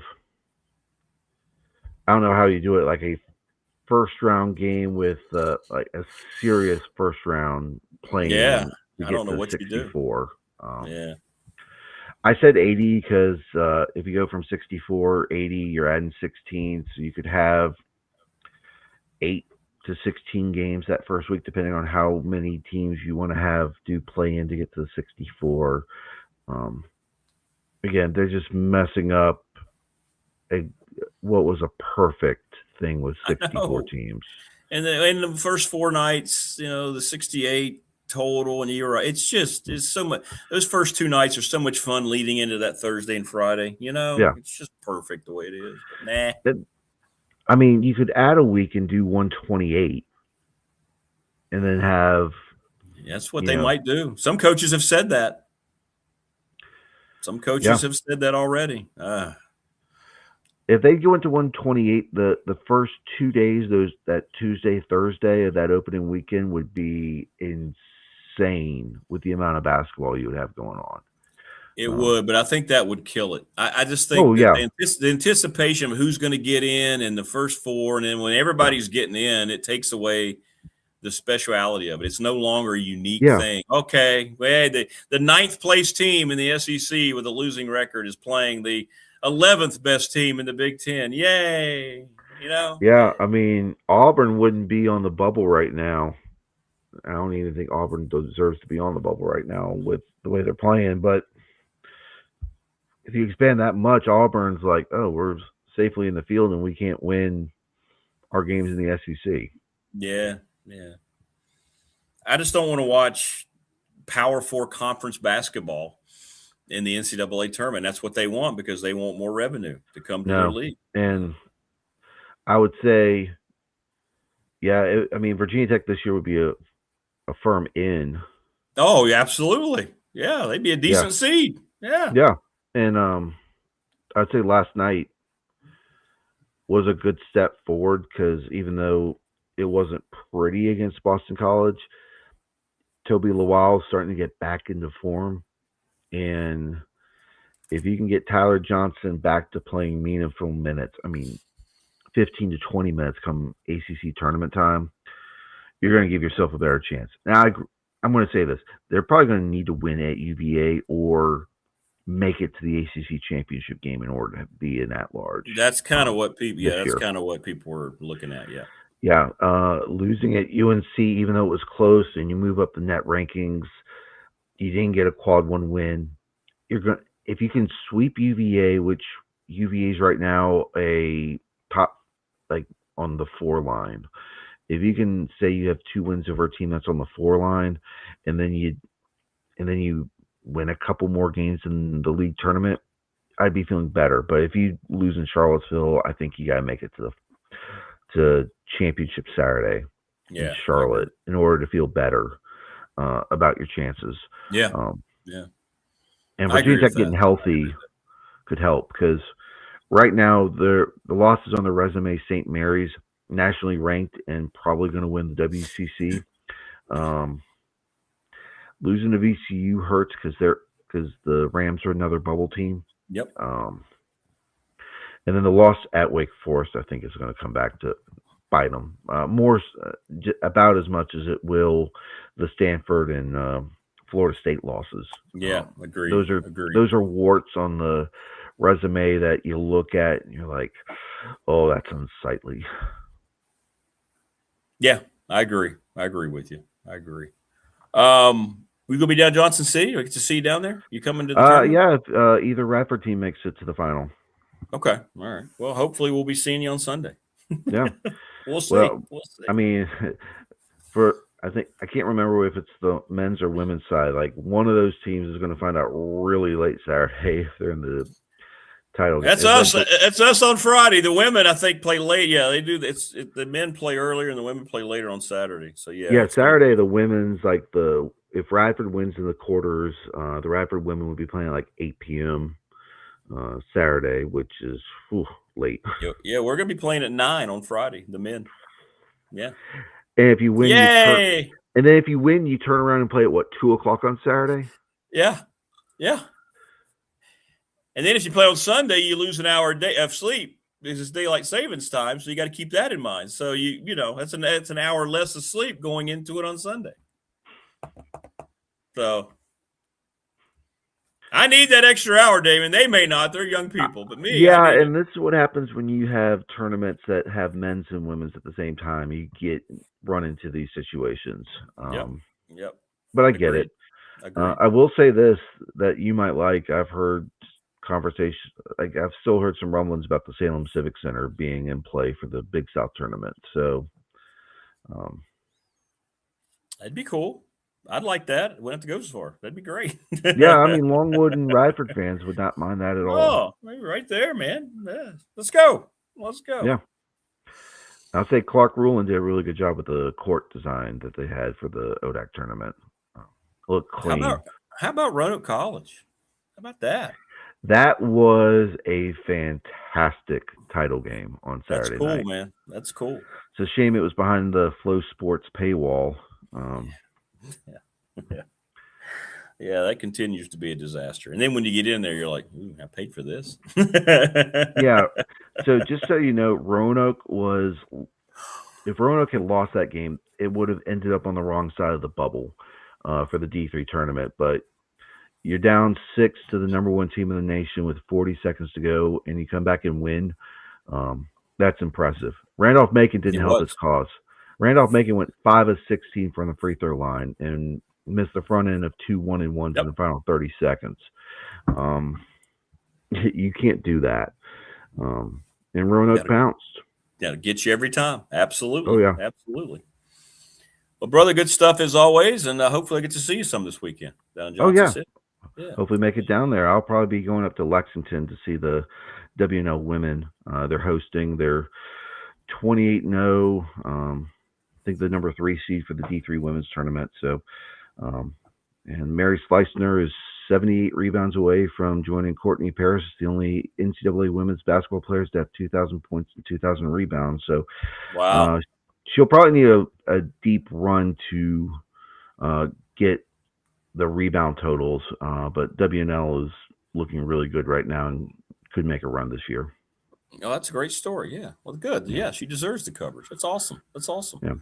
When's your stuff coming out after talking to the coaches and so forth? What you got? It'll come out throughout the I'm going to write something on Losey. I asked him about marrying the best of Penn State, marrying the best of Virginia Tech with Ferguson comes to the weight room, and he's like, yeah, Ferguson, no ego. I knew he was going to stay and help out. I'll have something on that, and then I'll roll stuff out leading up into first spring practice, which is the 17th. So Okay. We'll have some stuff coming out the next 2 weeks. I think, Andy's in the same boat. Teel's in the same boat. We're going to be rolling stuff out here just to, get stuff out there before spring ball starts. All right. Well, we're looking forward to it, brother. Stay safe, and maybe I'll see you this weekend. Yep. Hopefully see you this weekend.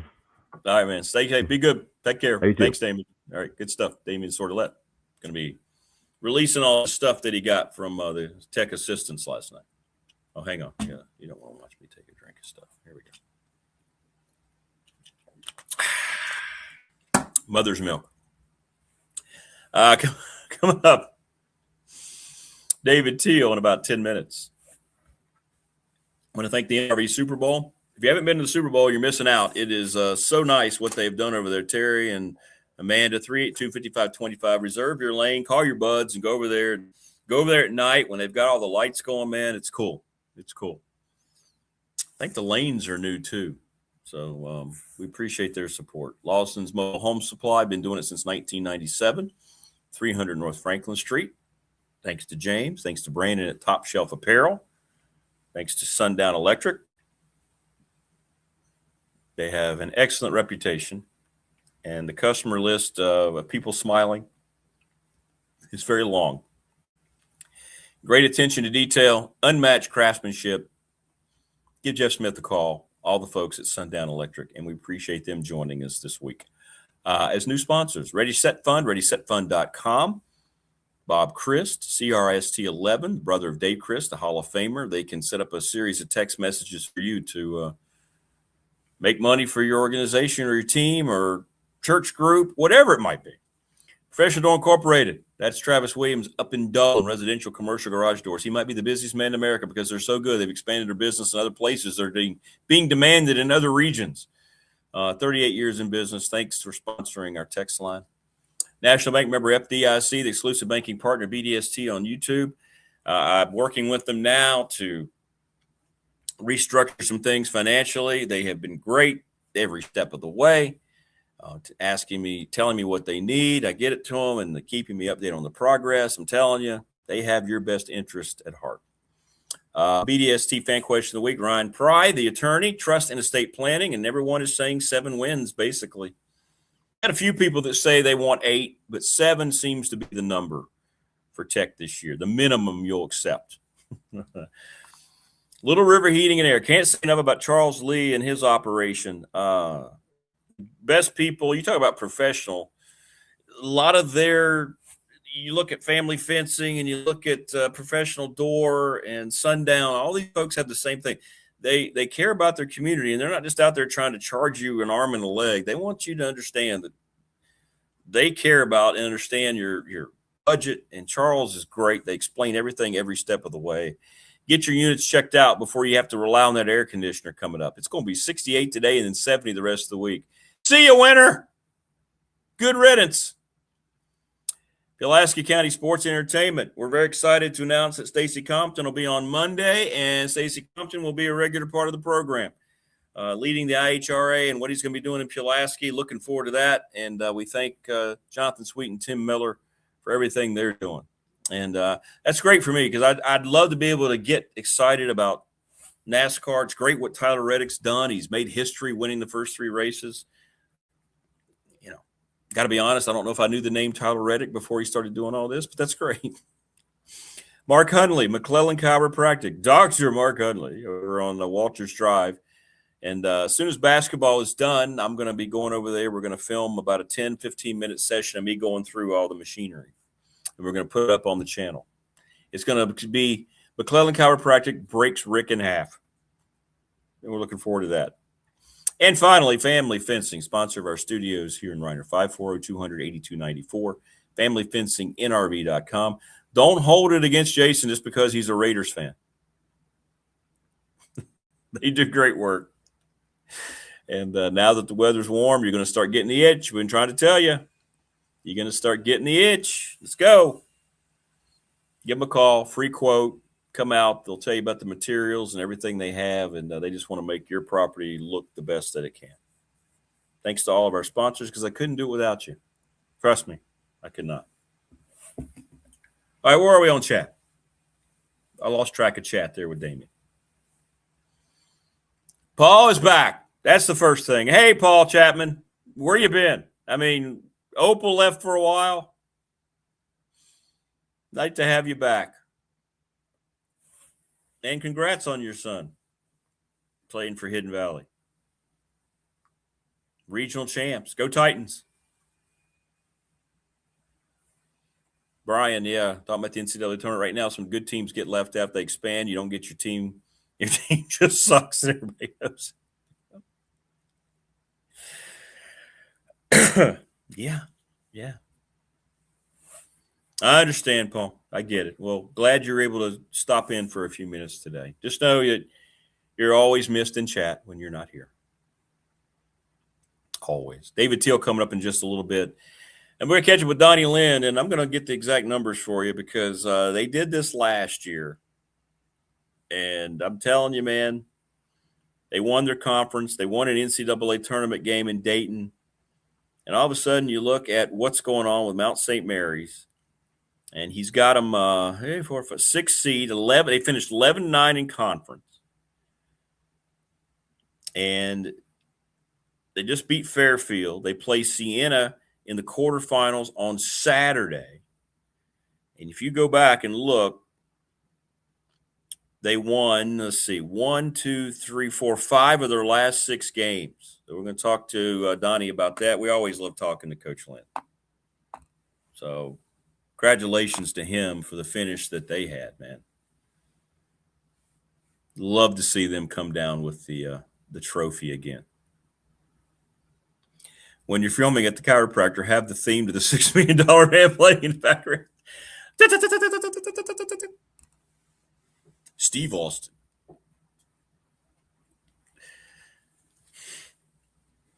It's so he's got so much space and so much equipment. I'm telling you, if you got issues and you need your body popped, and just go. You need to go see Mark. I'm telling you, man. It was incredible when he was showing me the technology. I'm looking forward to going all through it. But it's amazing how far that's come. You know how it used to be? You go to the chiropractor and they'd get on you and put their knees on you, get you in a headlock. You felt like maybe you were at WrestleMania with Andre the Giant. Now it's all done with the machines, man. You got the machine punching you. So, yeah, we'll be going through all that coming up. Looking forward to that. And I need it, too. Been having some back issues lately, so it'll be good. But I want to get basketball out of the way. Thanks, everybody on text line. Still getting well wishes from everybody for the Radford community. Thank you. The team, yes, Cecil, the team did cancel both of its games. They were scheduled to play West Virginia yesterday and today, but this team needs time to – they have to process. They haven't had any time to process at all. Today marks 1 week since we lost Joey Rakuya down at Radford. And it's the team, got together Thursday, decided to play. They felt like they needed to do that for Joey. And we just had the service on Monday. This team hadn't had time to really kind of deal with this as a group. So they did not go to West Virginia. They will play in their tournament down in Charlotte this weekend. But the guys are going through a lot. And thanks everybody who has asked. It means a lot. Thank you so much. There is David Teel, the Hall of Famer. David, how are you? Good morning, man. Good morning, Rick. Condolences to everyone in the Radford baseball and athletics community and all who knew and loved Joey. Yeah, thanks, man. And Joe Rakuya, the longtime coach, and his family. It was amazing the turnout at the service we had in the Dedman Center on Monday night. But it just it can galvanize an athletic department. We've seen it, unfortunately, all too frequently, right, at different places. It just seems to happen. It's inevitable. So, and sad, and very sad. But thank you. I'll pass that along to everybody too. So, Duke, Virginia. I've been waiting to ask you. It was a heavyweight matchup on paper, but kind of looked like, you know, Mike Tyson going up against someone that maybe we thought was better. I mean, Duke is just in another realm, aren't they, right now? Wow. They are right now, Rick. You sandwich in the victory over Michigan on a neutral court with Duke's recent ACC blowouts of, Notre Dame and Virginia and Syracuse and NC State on Monday night. The Blue Devils are now number 1 in Ken Pom in defensive efficiency, number 1 overall. They really do have it rolling, and they're especially.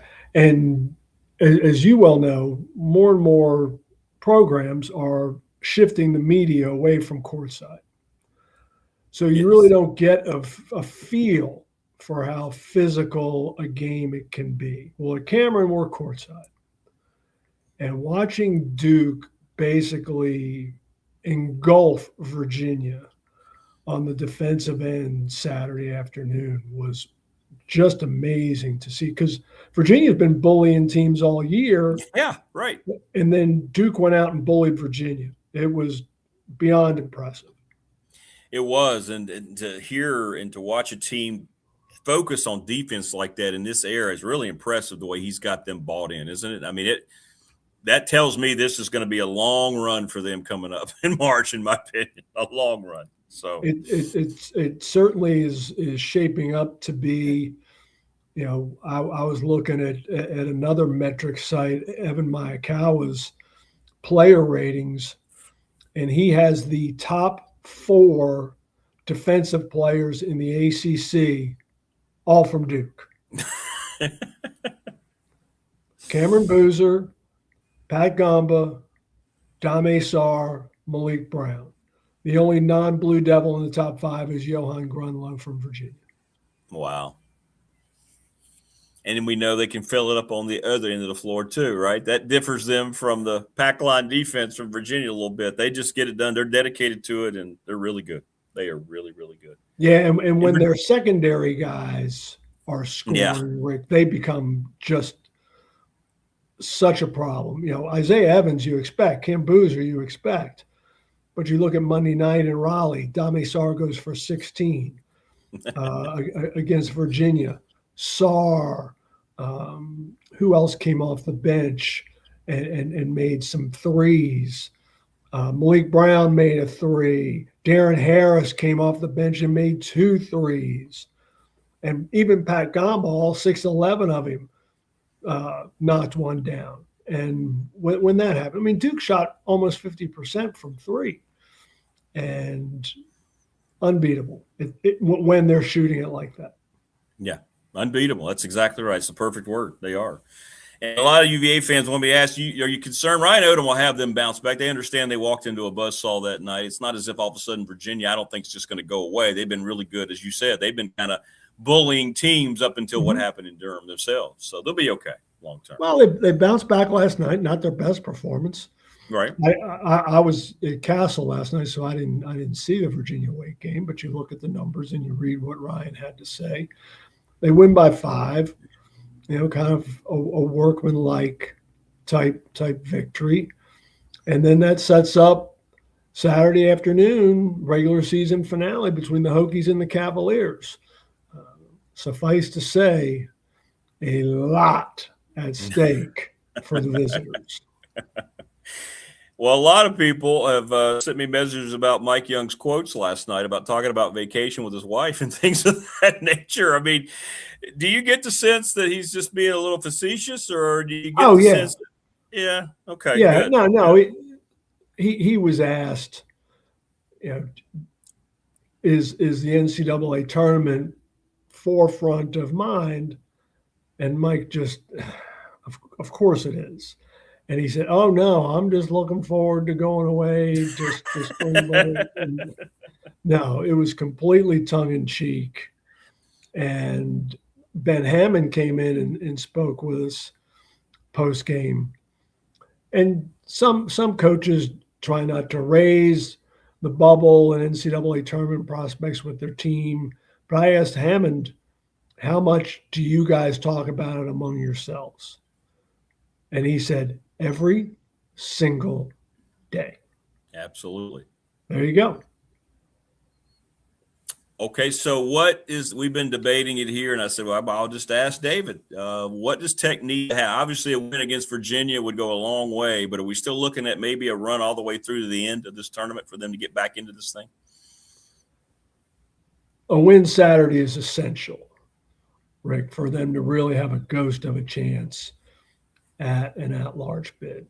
And the Hokies' metrics are classic bubble. You know, their predictive metrics aren't as good as their resume-based metrics, which is a good thing. If you want to have higher ratings, you want them to be on the resume base, because that is more of a precursor to tournament selection. The predictive is more along the seeding line. But you know, that Virginia would be a third quad one victory. And then a lot would hinge not only on how the Hokies perform in Charlotte, but what happens elsewhere around the country. Right. And are there bid thieves in other conferences, specifically the Atlantic 10, the Mountain West, and the Mid-American? Because there sits Miami of Ohio at 30-0 after last night, and with one regular season game remaining. And if the Red Hawks close the deal Friday at Ohio to finish the regular season unbeaten, I just can't see even if Miami were then to stumble in the MAAC tournament, can't see the committee excluding them. And they shouldn't.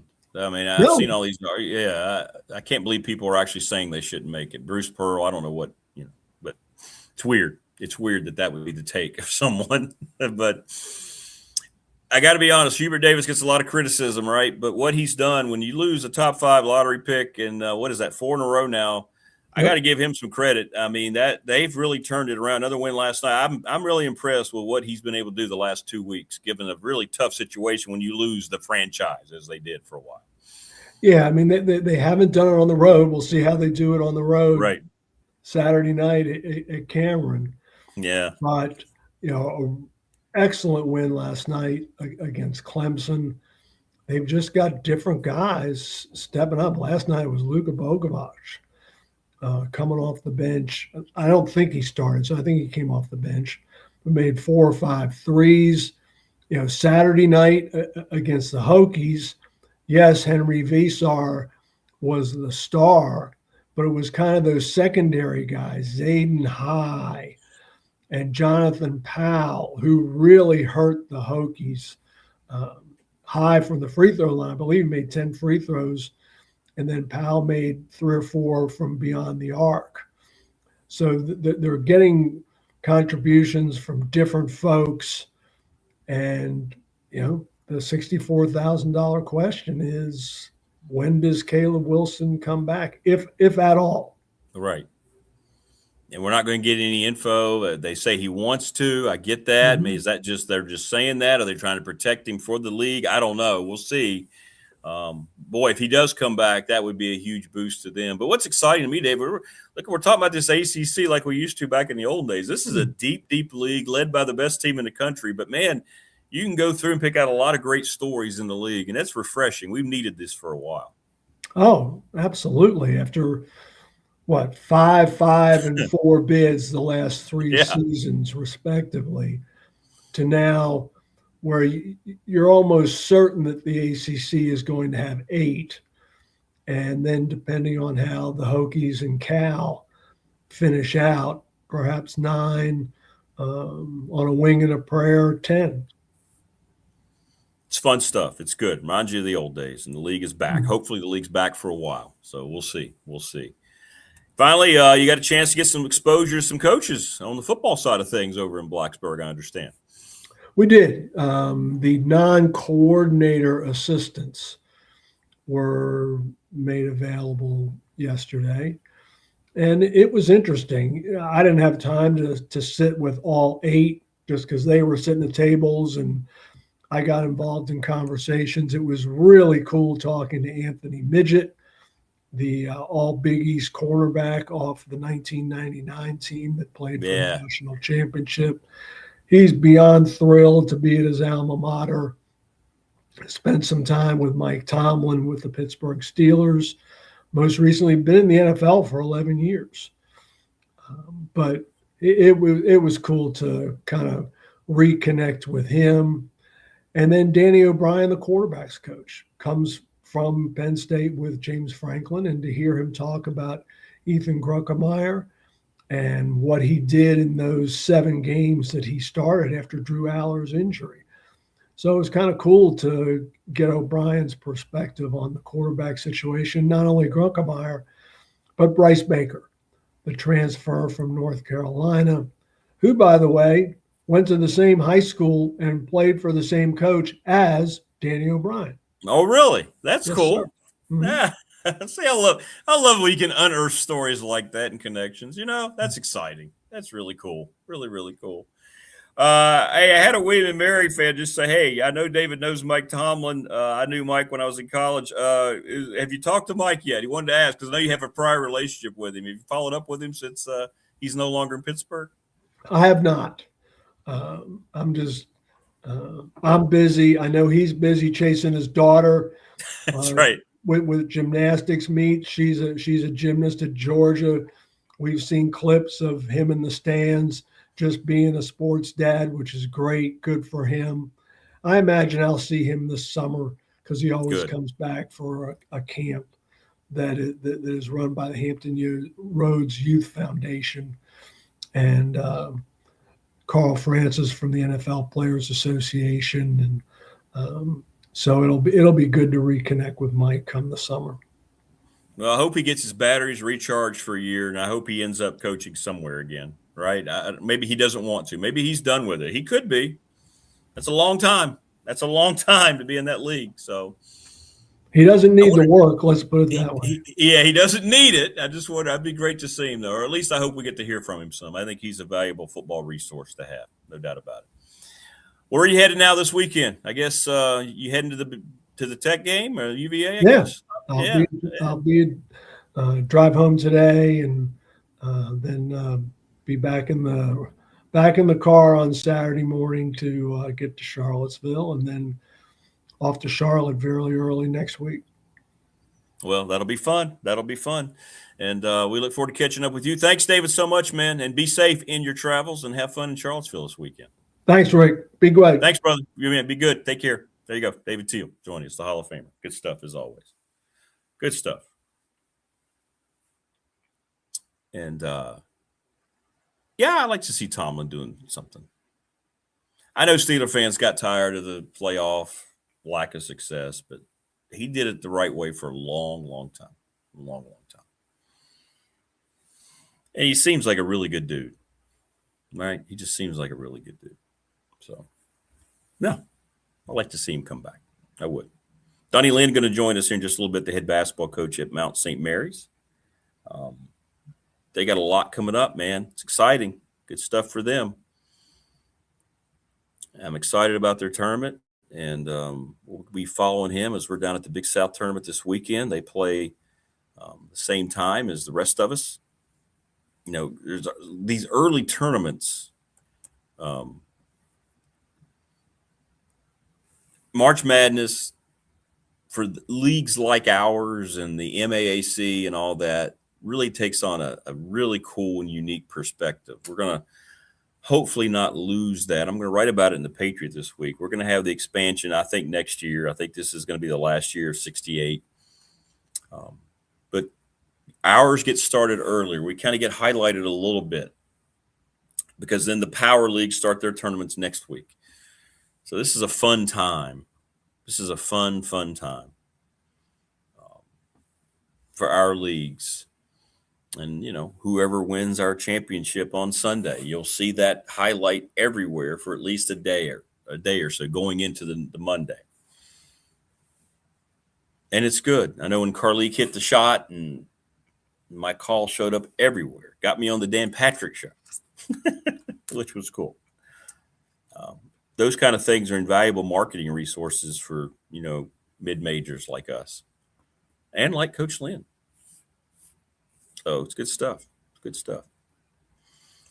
Yeah, I'd love that, Brian. I will look into that. I mean, maybe we could get him on while he's not doing much. Get David Smith on here with him. We love and respect us some Mike Tomlin. I do. I'm not a Steelers fan, but the league is going to be for the worst that he's not around. I mean, it's going to be weird watching a Steeler game and seeing Mike McCarthy over there instead of Mike Tomlin. I'd love to have him on. It'd be a great conversation. Talk about his William and Mary days, and you could talk about Tech and James Franklin. That'd be great. That'd be fun. That'd be fun. We'll make the effort. We will make the effort. We'll see if the effort gets reciprocated or not. But we will try. Yes, we will. Yes, we will. But thanks everybody again for the well wishes. They're still coming in. It's a week ago. It's unbelievable. It's gone by. It seems like it hasn't gone by quickly, but I guess it probably has. And all my thoughts are with the Rakuya family and with obviously our baseball team. Saw some of those guys yesterday. They came out to our softball game against Virginia, and they're coping, man. They're dealing. They're dealing. It's great. She's great. So we'll see. We'll see.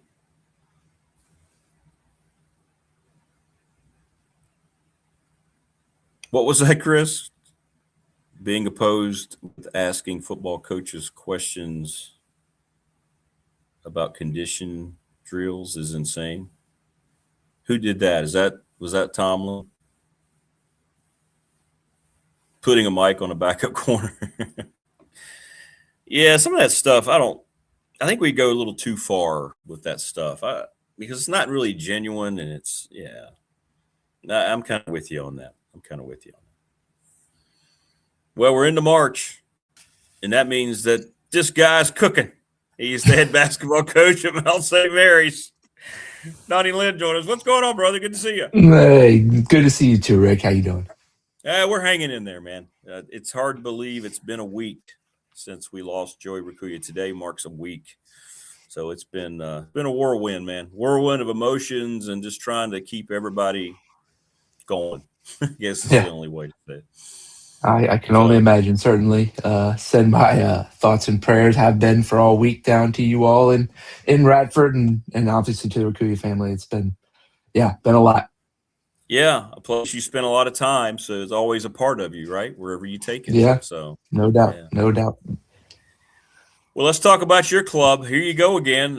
You finished up what? I think it's 5 out of 6. You're right there. What? I think 6th in the league. Congratulations. You guys really came on at the end, Coach. What did you see out of this team? And you kept saying that, right? That was the goal. Let's get our best basketball going here at the end of the month, end of March, and that's exactly what you're doing. Yeah, I wish there was like a formula for it. You want to play well down the stretch, and there's no guarantee that's going to happen. We have a really good team. I've thought that all along. We've battled, injuries and illness and all sorts of things, really up until mid-January. Every single player on our team missed a game, at least one with injury. And so it just took a while to get our team clicking, our guys, just used to playing each other and in the right roles. And then you got to get them to not only understand that roles, but accept those roles and then be willing to thrive. And, thankfully we've got a group of guys that, care so much about winning and playing well and trying to, willing to put their personal agendas, slightly below the team goal. And when you have that, and we got older guys, we've got a lot of guys, 5 guys who, this is their last season of college basketball. And so, they've got that sense of urgency right now. And you said we won 5 out of 6. We're playing well. maybe our best performance of the year in a must-win game on the last game of the season. So, guys are excited. We're excited to head to Atlantic City. We play on Saturday night, so a little bit of time. They got the opening round play-in games tomorrow, and then we'll play on Saturday. Well, the guys have to be playing with a lot of confidence, feeling good about themselves, like you said. And, I know Merrimack's had a terrific year, but you go up and down this league, and you've played a lot of those teams that are directly ahead of you, right around you, too, and beat them and fared pretty well. So take us through. I know a lot of folks will ask, and you've been through this as an assistant, now back-to-back years as a head coach. Take us through the mindset that you try to install on your team as you're going through a tournament, preparing for the first round, and what you need to remind your guys about. It's a unique perspective, I know. It is, especially, at this level, you guys know it at Radford. I mean, this is what matters. As coaches, we talk about the regular season and the non-conference and the value and those things. And there's a ton of value in building your team and learning what you're good at and figuring those things out. But all of that value is leading toward these three games, right? And if we as coaches try to say it's not, we have a deaf ear to our players. We're not hearing them. And so, one of the most important pieces of advice, I've already shared it with our team, I learned from Ron Jersa when I was at Radford. Yeah, he would always, every year before the conference tournament, would always make sure to remind the guys that you can't win the tournament if you don't win the first game. Pretty simple, but a lot of people put their focus on winning the tournament and what that's going to be like instead of trying to stay in the moment, right? And focus on, let's put all of our energy, all of our focus into making sure we put our best foot forward for that first game. And then when that's done, then we'll turn the page and figure out what to do next. Because you lose the first game, you can have a great scout ready for that semifinal game, and you'll never get to use it. Right. So talking to our guys about just really right now, it's, hey, we got 3 days of practice. Like, we can still get better. Like, let's not be so consumed with I can't wait to play that we waste these opportunities to get better here, Wednesday, Thursday, Friday. And our guys have really bought into that all year, that every day is an opportunity to really, improve yourself, improve our team, grow in confidence, grow in connection. And these guys are all in on that. And that's been fun to see because, we got 9 new guys and, they came from all sorts of backgrounds and all sorts of different programs before us. And, they've bought into this idea that, if we get better every day, our collective strength will give us a chance to win. And so we've been focused, we're focusing on that now, trying to help them understand that they had what they've accomplished and what's still in front of them, and then give them the confidence to go out there and play their best. Do you try to utilize last year's run at all? I mean, you want to get, this is a different team and it's a different story, but do you bring that up a lot? You have some of those guys back, and do you go back to that story at all this time of year, or is it just about trying to make sure this team understands what this year needs to be? Yeah, I haven't yet. A lot of people have reached out to me because, we were the 6th seed last year and we're the 6th seed again this year. And, it's good luck and, and all that. And, that's great, but that has no bearing on whether we win or not, Sure. And so I think what I do think last year gives us is it gives us confidence, right? It gives we have 2 guards that played 32 minutes a game last year in the conference tournament that are back. That gives me a ton of confidence. That gives our team a ton of confidence that those guys are going to be handling the ball, know what it takes to get it done. And so that certainly is something that we can lean on. That experience, that level of maturity. All the teams we're playing against the whole tournament don't have that. We're the only ones who have it. And so we can have some confidence there that we know something that they don't know. We know how to do something that they don't know how to do. They might, the difference between knowing something because you read it in a book or watch it in a movie and knowing something because you've done it before, right? I can watch a YouTube video on how to rebuild a carburetor. I don't know how to rebuild a carburetor. I'm going to have to get my hands dirty, and it's going to take me a long time because that's not a strength of mine. But that once you've done it, then it's a lot easier to do it again. And so, I do think we can certainly lean on that experience as far as, making parallels and saying I don't know what kind of advantage it gives us other than that experience. guard play this time of year. It's so crucial. You mentioned you have that experience. How big is that? All your tournament experience at every level you've gone through now as a head coach. If your guards are playing well in March, you got a chance any game, any matchup. No question. And we're fortunate right now. We got Xavier Lipscomb and Arlandis Keys. Neither one of them are, I probably shouldn't say this, but neither one of them are going to get all conference awards that come out here at 11 o'clock today. But I don't think there's another team in the league that wouldn't want those two guys on their team, and they have experience. They're playing really well. They have a sense of urgency, but they're not playing desperate, like they are not playing selfish. They're bringing their sense of urgency because it's their last, win or go home situation to the team and helping them see, hey, we don't got time to mess around anymore. And they've been like that really over the course of the last month, as we've kind of really started to hit our stride. They've been able to bring those guys along and they're playing well. They're putting the ball in the basket. They're taking care of the ball. They're sharing it really well. They're not forcing shots. That's fun. And, we got really good guard play, and really good guards help you win in March. And they got really good bigs they can throw it to, which helps. And so, those guys, I really like where our team is at, how we're playing on the court, but also where our mindset's at going into the tournament. How familiar are you with the venue that you're going to be playing in this tournament and so forth? Yes. So we were there last year, Boardwalk Hall, okay. Atlantic City, Boardwalk Hall. Great. It's a really good neutral site venue. It's a, kind of old historic. The A-10 was there forever.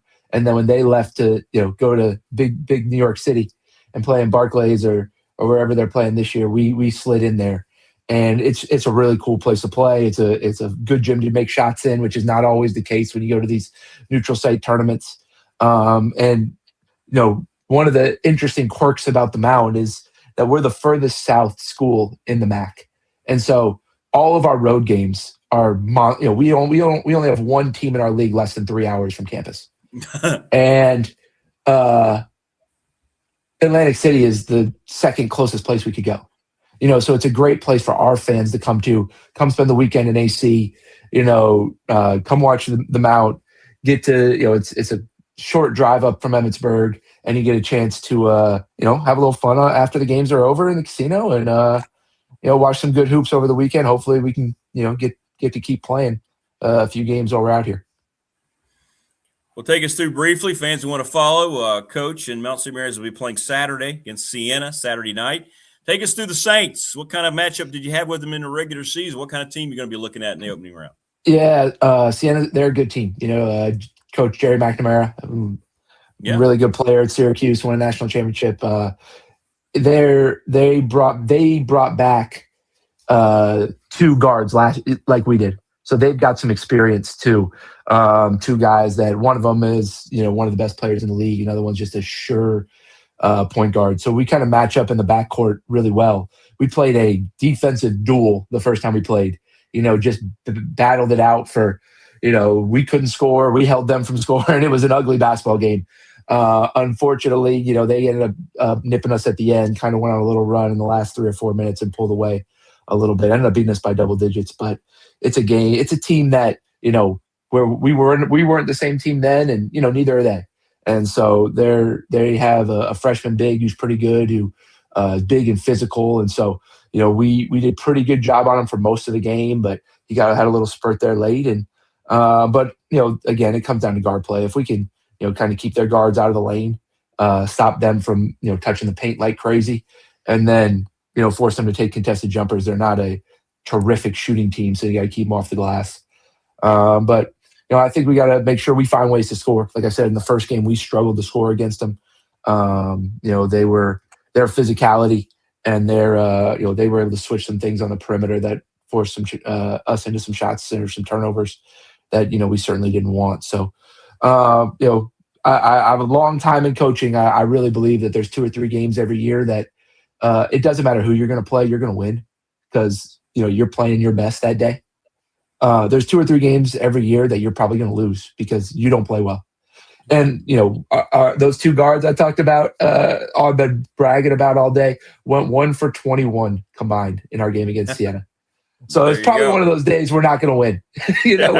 When our two starting when our backcourt goes 1 for 21. So hopefully we don't have a performance like that. I know those two guys are itching to go, raring to go to kind of get some of that back and see if they can put a little bit better performance out there in the tournament setting. So it should be fun. Two really good teams.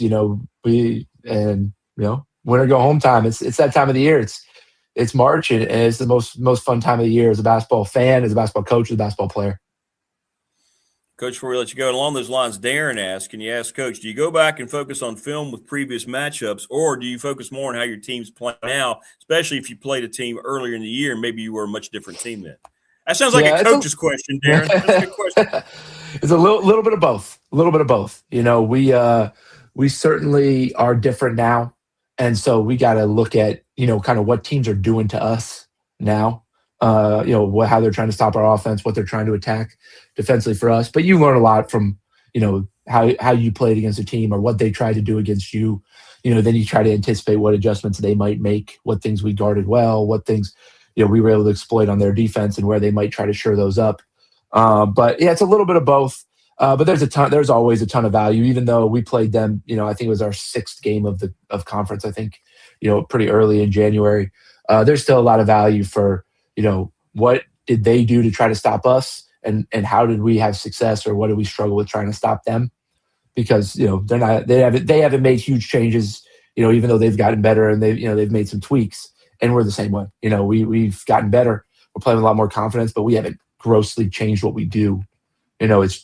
It's more a matter of that, camaraderie and confidence and connection of our guys that's gotten better over the course of the last month. There you go, Darren. Hey, and finally, how's Silas doing? I know that Wayne's asking. He says it's that Silas time of year. Oh yeah, he's excited. That's for sure. My family is fired up. The only thing they don't like is that they moved the MAAC tournament, back a little earlier. Right, last year we finished on the Saturday before Selection Sunday. This year we finished on Tuesday. So it's a little disappointing for the family. They don't miss as much school. Because the tournament starts on Saturday. So, the 4th grader certainly doesn't like that. He would much rather miss more school. But no, they're excited. It's a fun time. Silas gets a lot of the cameras find him a lot. He enjoys that. My daughter, who's a freshman in high school, probably prefers that they find him and not her. But no, the family's excited. It's a fun time. They sacrifice a lot. I miss a lot of their things. They have a unique lifestyle that we love, but it is unique. And this is one of the perks of of being a coach and, having a family that is all in, on everything that we do, which is so fun to kind of make these memories together, with the kids, with my wife. It's been unbelievable. It's been an unexpected change going from assistant to head coach. They're along for the ride. When we're assistants, they get to come to stuff, but my family being really ingrained in what we do now as a head coach, and their relationships that they build with the players and the other staff members and the people in our administration, it has been really fun. Didn't know it would happen, but it's been really cool. Did you just say she's a freshman in high school? Yeah, how about that? Right? How about that? No way. That's not true. You're wrong about that, Coach. I wish I believe me. I wish I was. I wish I was wrong. Well, man, thanks for stopping by, especially before the tournament. We appreciate it, and we'll be pulling like heck for you. I appreciate it. Thank you, guys. We'll talk again soon. Hopefully, we can talk next week with a new trophy and a net around my neck. I was going to say, we'll talk about what matchup you're looking forward to. Again. Yeah, absolutely. All right, brother. Good luck in defense of your crown, man. Stay safe. Thank you. Have a good one. All right, be good. There you go. Donny Lind, head basketball coach at Mount St. Mary. Went on a great run, number 6 seed. Great question, Darren. That's good stuff. Appreciate him stopping by right before their tournament. It's a fun time of year, man. It starts for us early in mid-majors. You get that vibe. It's always special when you're sitting there getting ready to – you're on press row and you're getting ready to get through pregame and you see the teams come out for the opening tip-off. You get that little sane little tingle, man. It's just exciting. One bid leagues, the extra pressure. We know that no matter it doesn't matter that High Point won 28 games. If they lose in the tournament, they're not going to the NCAA. If you won 10 games and you win your tournament, whether it's right or not, that's a matter of debate. You can have a great conversation about that, but you're going to play in the tournament. So for the Big South, Radford, Longwood, whomever, it's all about, 3 days, 3 successive days. And if you can win them, well, you're in. And if you don't, you're playing basketball that doesn't matter in some other tournament. Let's just say it the way it is. Especially with the restructuring of the NIT, it's all so strange. It's all so strange. But we'll give it a shot and we'll see how it all plays out. I don't know. Good stuff today. Appreciate everybody jumping in chat. Please subscribe, like, and share the channel. Good stuff from David Teel. So you're going to get a lot of good articles if you're a Tech football fan coming out amongst, Bitter and Sordelett and Teel with all the different guys getting you ready to go.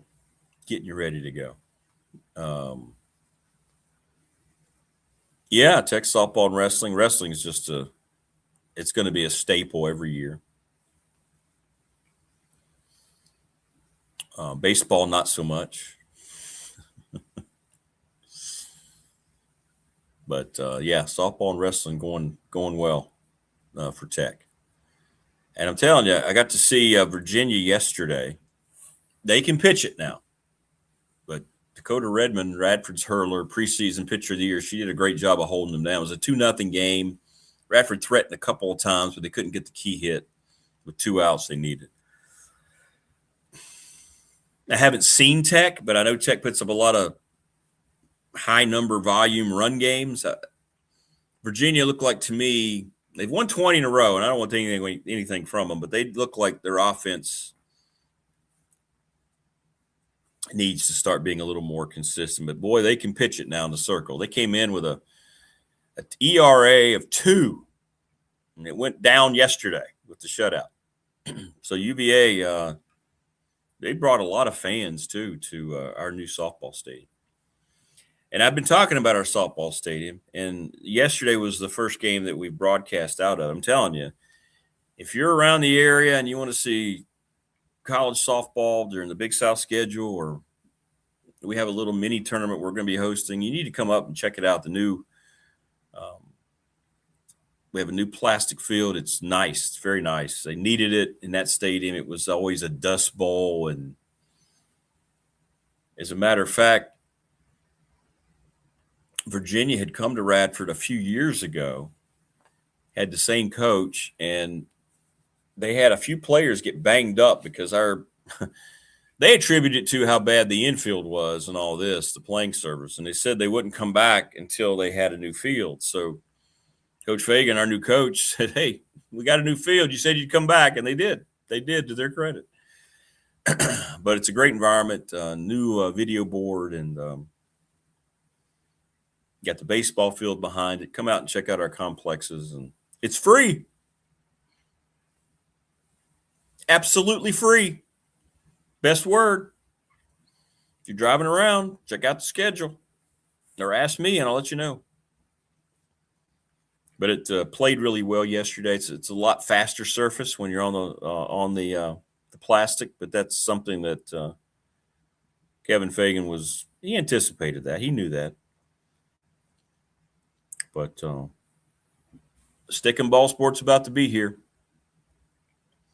We will be doing a show on Friday, and then we're leaving right after to go to Johnson City.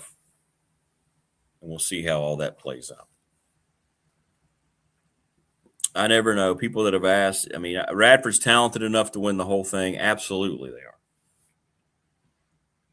Can you put together 3 consecutive games? So we'll see. We'll see. I don't know. I just don't know.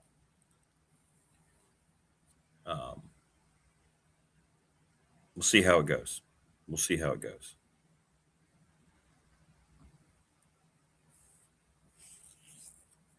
But I do know this.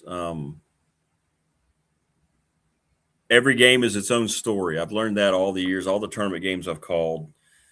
No lead is safe enough. No deficit can't be overcome. It's become so much more entrenched, everything that you learn about the game. When you get into the tournament and you just can't overstate it. It sounds like cliches, but every possession, man, it's an every possession type of thing. Sometimes sheer talent wins out. Sometimes it becomes so obvious one team's better than the other. But in our leagues, I mean, I know High Point, Winthrop had great years, but I'm telling you, Winthrop beat Radford twice by a total of 3 points. That's the team that finished second.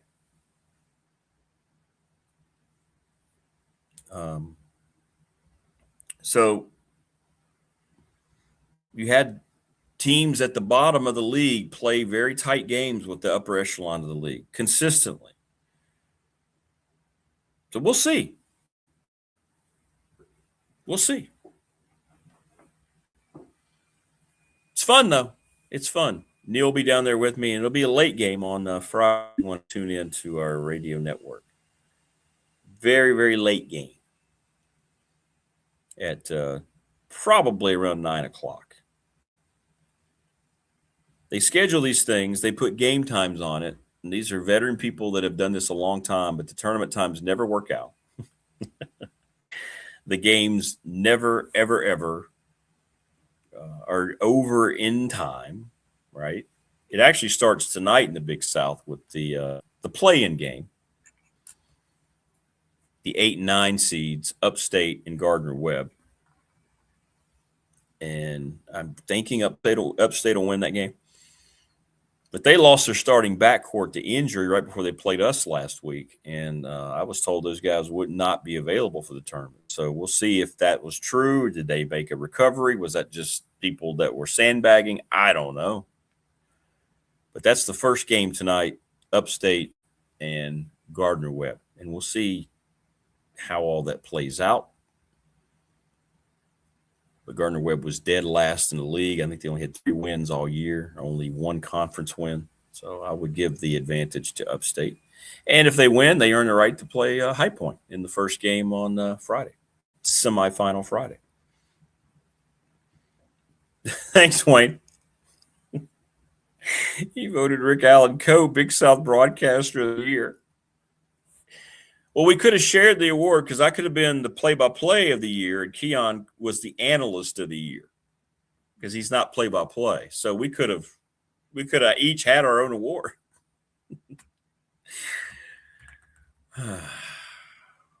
Co-coaches of the year. What are we doing? What do they say in football annals? If you have 2 quarterbacks, you don't have one. Well, if you have co-coaches of the year, do you have a coach of the year? Is that the new? What are we doing? Yeah, that's what it's all about, Wayne. You're right. You don't want to hurt anybody's feelings. You don't want to make a choice. You don't want to make a decision.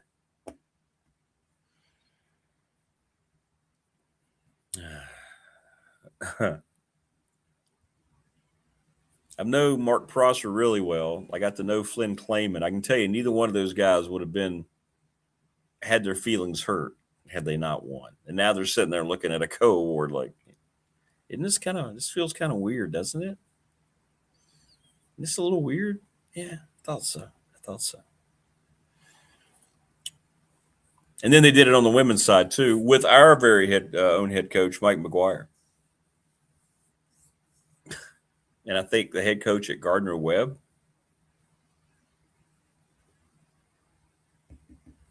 The decisions folks make leaves me perplexed more often than it leaves me with a sense of confidence.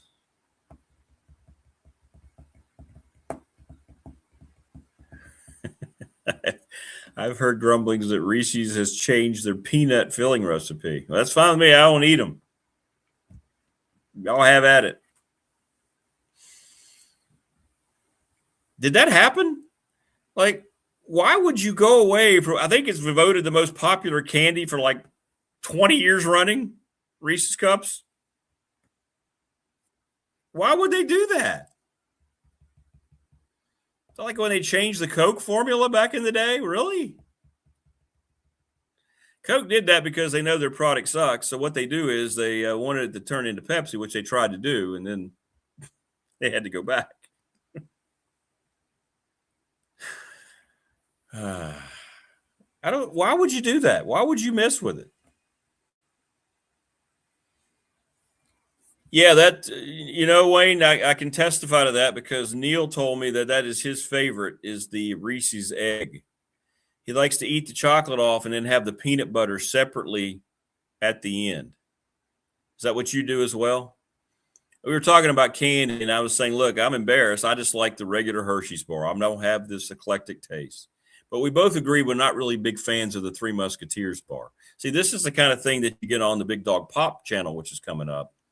And we can get into a long debate. Folks are saying they taste different now. Wow, why would you run away from the formula? That's terrible. We'll have to get Wayne to get some just to see. The egg is the best Reese's too, no debate. Well, I'll trust you on that. I don't eat them. He just bites in and savor. More peanut butter than chocolate. That's fair. That's fair. I like to put my regular Hershey bar in the microwave about 10 seconds just to get a little soft. I don't want it runny, but I don't like it. Yeah. Best chocolate, Lindor's truffles. Yeah, they're good. They're good. Now, I do like the Cadbury eggs now. Those are really good. Around Easter time, which is coming up, I'll have to get me some Cadbury eggs. See, we could have a whole candy show. Big Dog Pop will have a whole candy night.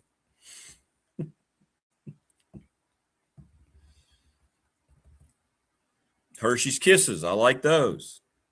I'm a chocolate guy. I don't like a lot of stuff messing with my chocolate. A little nougat. I like a Milky Way. Like a little caramel. Like the Nestle Crunch Bar. The Crackle. Remember the Crackle? That's okay. That's okay. But I don't need much. I don't need a whole bunch of stuff in there. Well, see, TLB, this is where we're going to have our first agreement. I hate circus peanuts, but I think candy corn gets a lot of hate that it doesn't deserve. I know it's very sweet, but I like during Halloween, I don't eat them just to eat them, but I do like me some candy corn around Halloween. I like to reach into the pumpkin head, grab a few of them, and I'll eat candy corn. I'm sorry.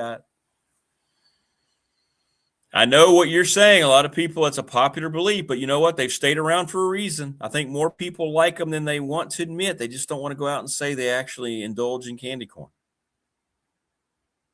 It's okay. It's a safe place here. If you like candy corn, it's fine. I just confessed. I do. I like candy corn.